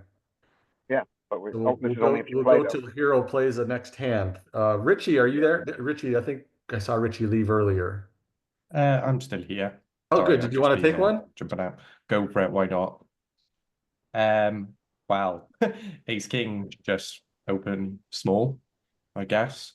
With the Okay. short stack, it's a bit odd. I was trying to think because he wants to induce someone to go over the top of him, I guess. Eights here. I'm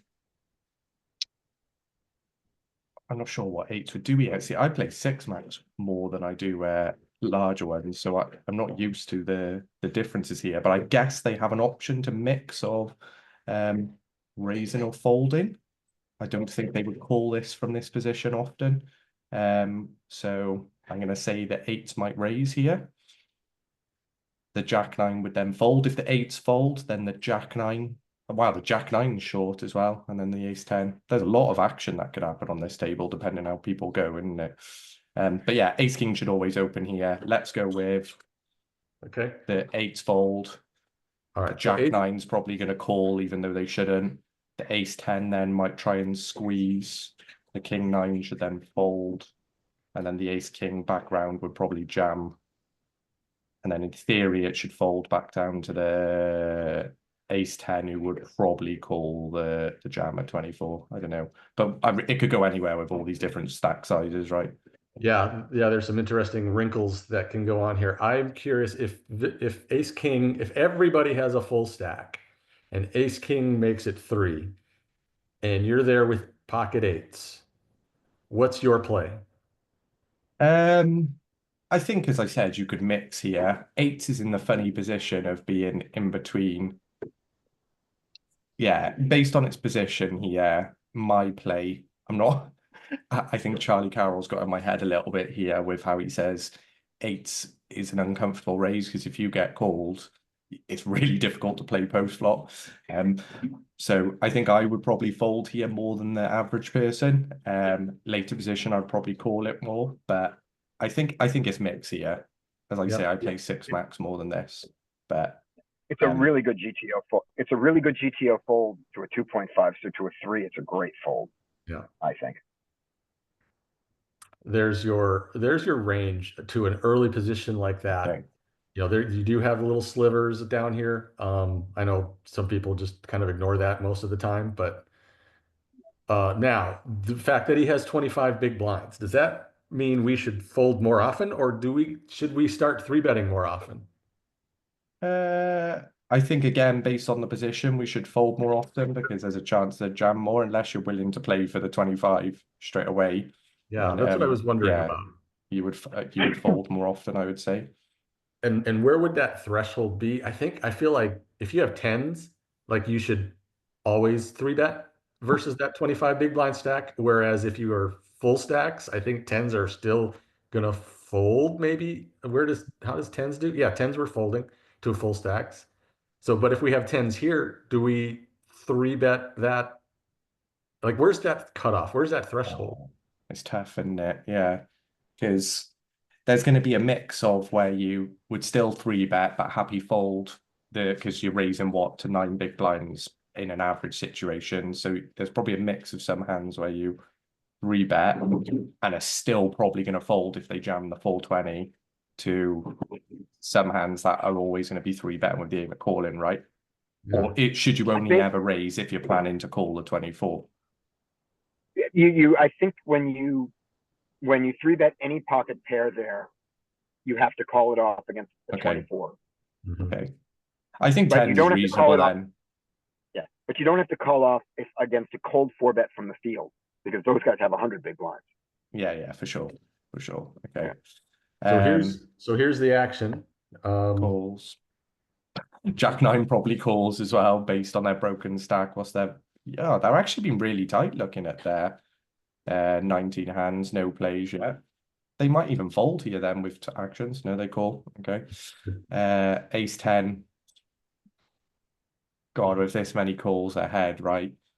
Isn't it suited connectors in multi-way? This isn't fully connected, but you know what I mean.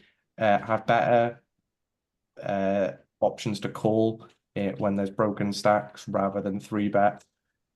If you're happy that people behind you are unlikely going to squeeze, but with all these being, I guess, full stacks and potential, let's look at their BPIP quickly. While the button, again, small numbers, but the button and the small binds, you could argue, are reasonable BPIP. The big blind is a bit wider. So here, I don't know, you can mix between calling and folding. Again, if you're trying to exploit the two, but I would probably say it's a fold. Because of the people behind you left to action, they're more likely going to squeeze rather than call. But as long as you're folding, if someone does squeeze, not the end of the world. 9, yeah, my God, I wouldn't be surprised if they call as well. But this should more likely be a fold. But what you should fold. And what would you do? Like, how about if you were here with Ace 10? You were kind of like, So again, it would depend. Look, based on the stats we've got here, right? I would probably lean towards folding more than calling. But I don't hate calling here, knowing there's a chance that I might get squeezed because of the people behind. Same with the King 9. What about you? The King 9 I would fold here. Yeah. But you've got what about you? I did consider squeezing, but I'm not comfortable with the. I don't know. It did cross my mind, but because we got the big stack calling behind, which kind of caps their range to pairs, right? I was concerned that if I squeeze, then they come over the top. And it's also a case of, do I really want to play Ace 10 suited for 24? I guess it's an option if, it'd be 27. If 27 shoves, then everyone folds to you, you could potentially go for the call here, but I wouldn't be feeling comfortable about it. So I don't like squeezing. myself. I don't know if that's the right call or not. I think it's either call, fold, or just fold. Yeah, I think it's so easy for the ace king, and I don't mean his hand. I mean the guy in the ace king position. I think it's so easy for him to jam over your regular size squeeze and just go, well, let me take my equity and the dead money with whatever my hand is. Yeah, you know, I agree. I agree. You know, pocket sevens, jack 10 suited, just okay, YOLO, and you're not going to enjoy that with ace 10. No, there's just not a lot you'd like to be in with ace 10. I don't think for that size. Ace king here then. Well, it's a bit awkward now because it's multi-ways, so technically the equity goes down because it's split 4 ways rather than just a heads up. So even though he's got top pair, it's a mixture of you're a bit concerned someone has something else, but also you're trying to induce someone to maybe bet and then you potentially jam. So I wouldn't lead here, I would check, but I wouldn't be a broken stack either. 8-8's now with the leader, right? This person's kind of indicating they're willing to play for stacks, but again, broken, you don't know, etc. I would just fold. And then this one here has got a bit of a tough decision because, yeah, you're not fully comfortable right here with hitting the pair. You were hoping for maybe more, but I would call maybe at least once. Get the diamond. Hopefully, a diamond comes. If he shoves, you're not 100%. Or if they shove, you're not 100% happy. But at least because you might be beat on with a higher kicker, but you also don't know with this broken stack, it could be a weak ace, so you'd be calling here and just see what the card comes. I wouldn't raise. This is good. Yeah, so it's an option, right? Because now you can also hit the 4 as well as which would be, wait, that would just be split, right? Because they're both aces already on the board. The other thing about that card is if he does jam on that card, now your ace 10 can fold much easier because his raising aces that were there, his good aces beat you. His wheel aces now, every wheel ace beats you now. So you only beat ace 6, 7, 8, 9. It's the only ones left. So yeah, no, that's very true. It does make it a lot easier to fold. I didn't notice that. Yeah, you're right. Because as you say, you're beating all the low ones. You're losing to all the low ones, and then you're losing to the high ones. So it's only, as you mentioned, the 4 below, which is 6, 7, 8, 9.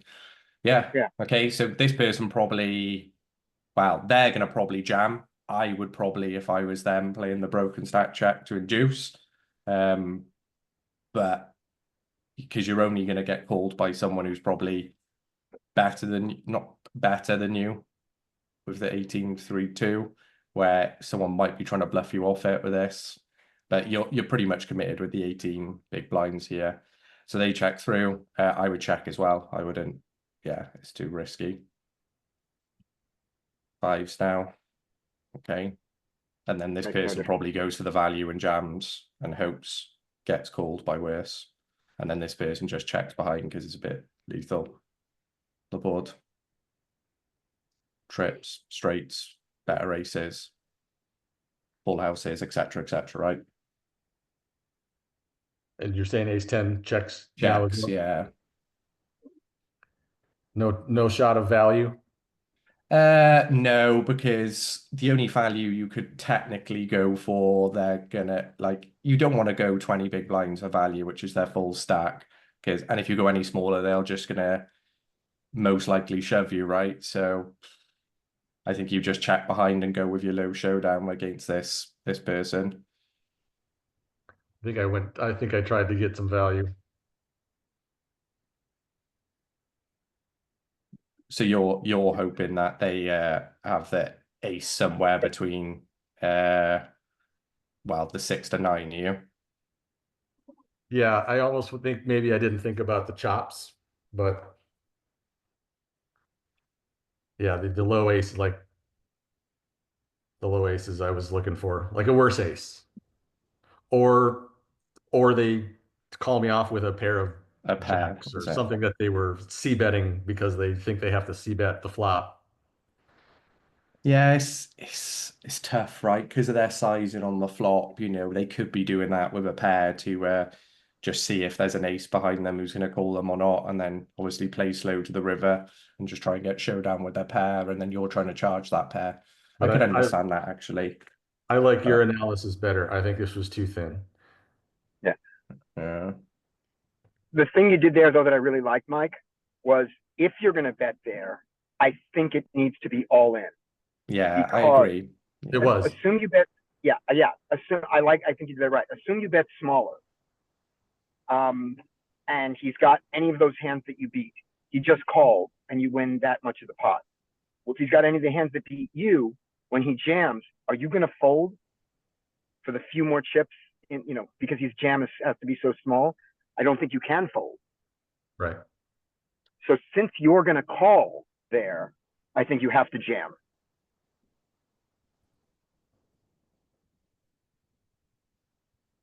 Yeah, I think if you're targeting those pairs, as you mentioned, that might have just took a stab on the flop and then played it safe to the river to try and get a cheap showdown without having to put the rest of the stack in, and then you're charging those pairs.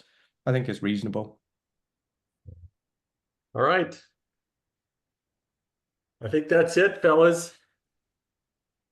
All right.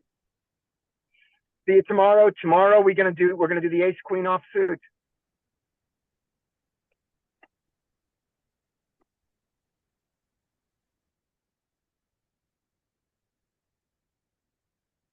So long, everybody. We'll see you tomorrow.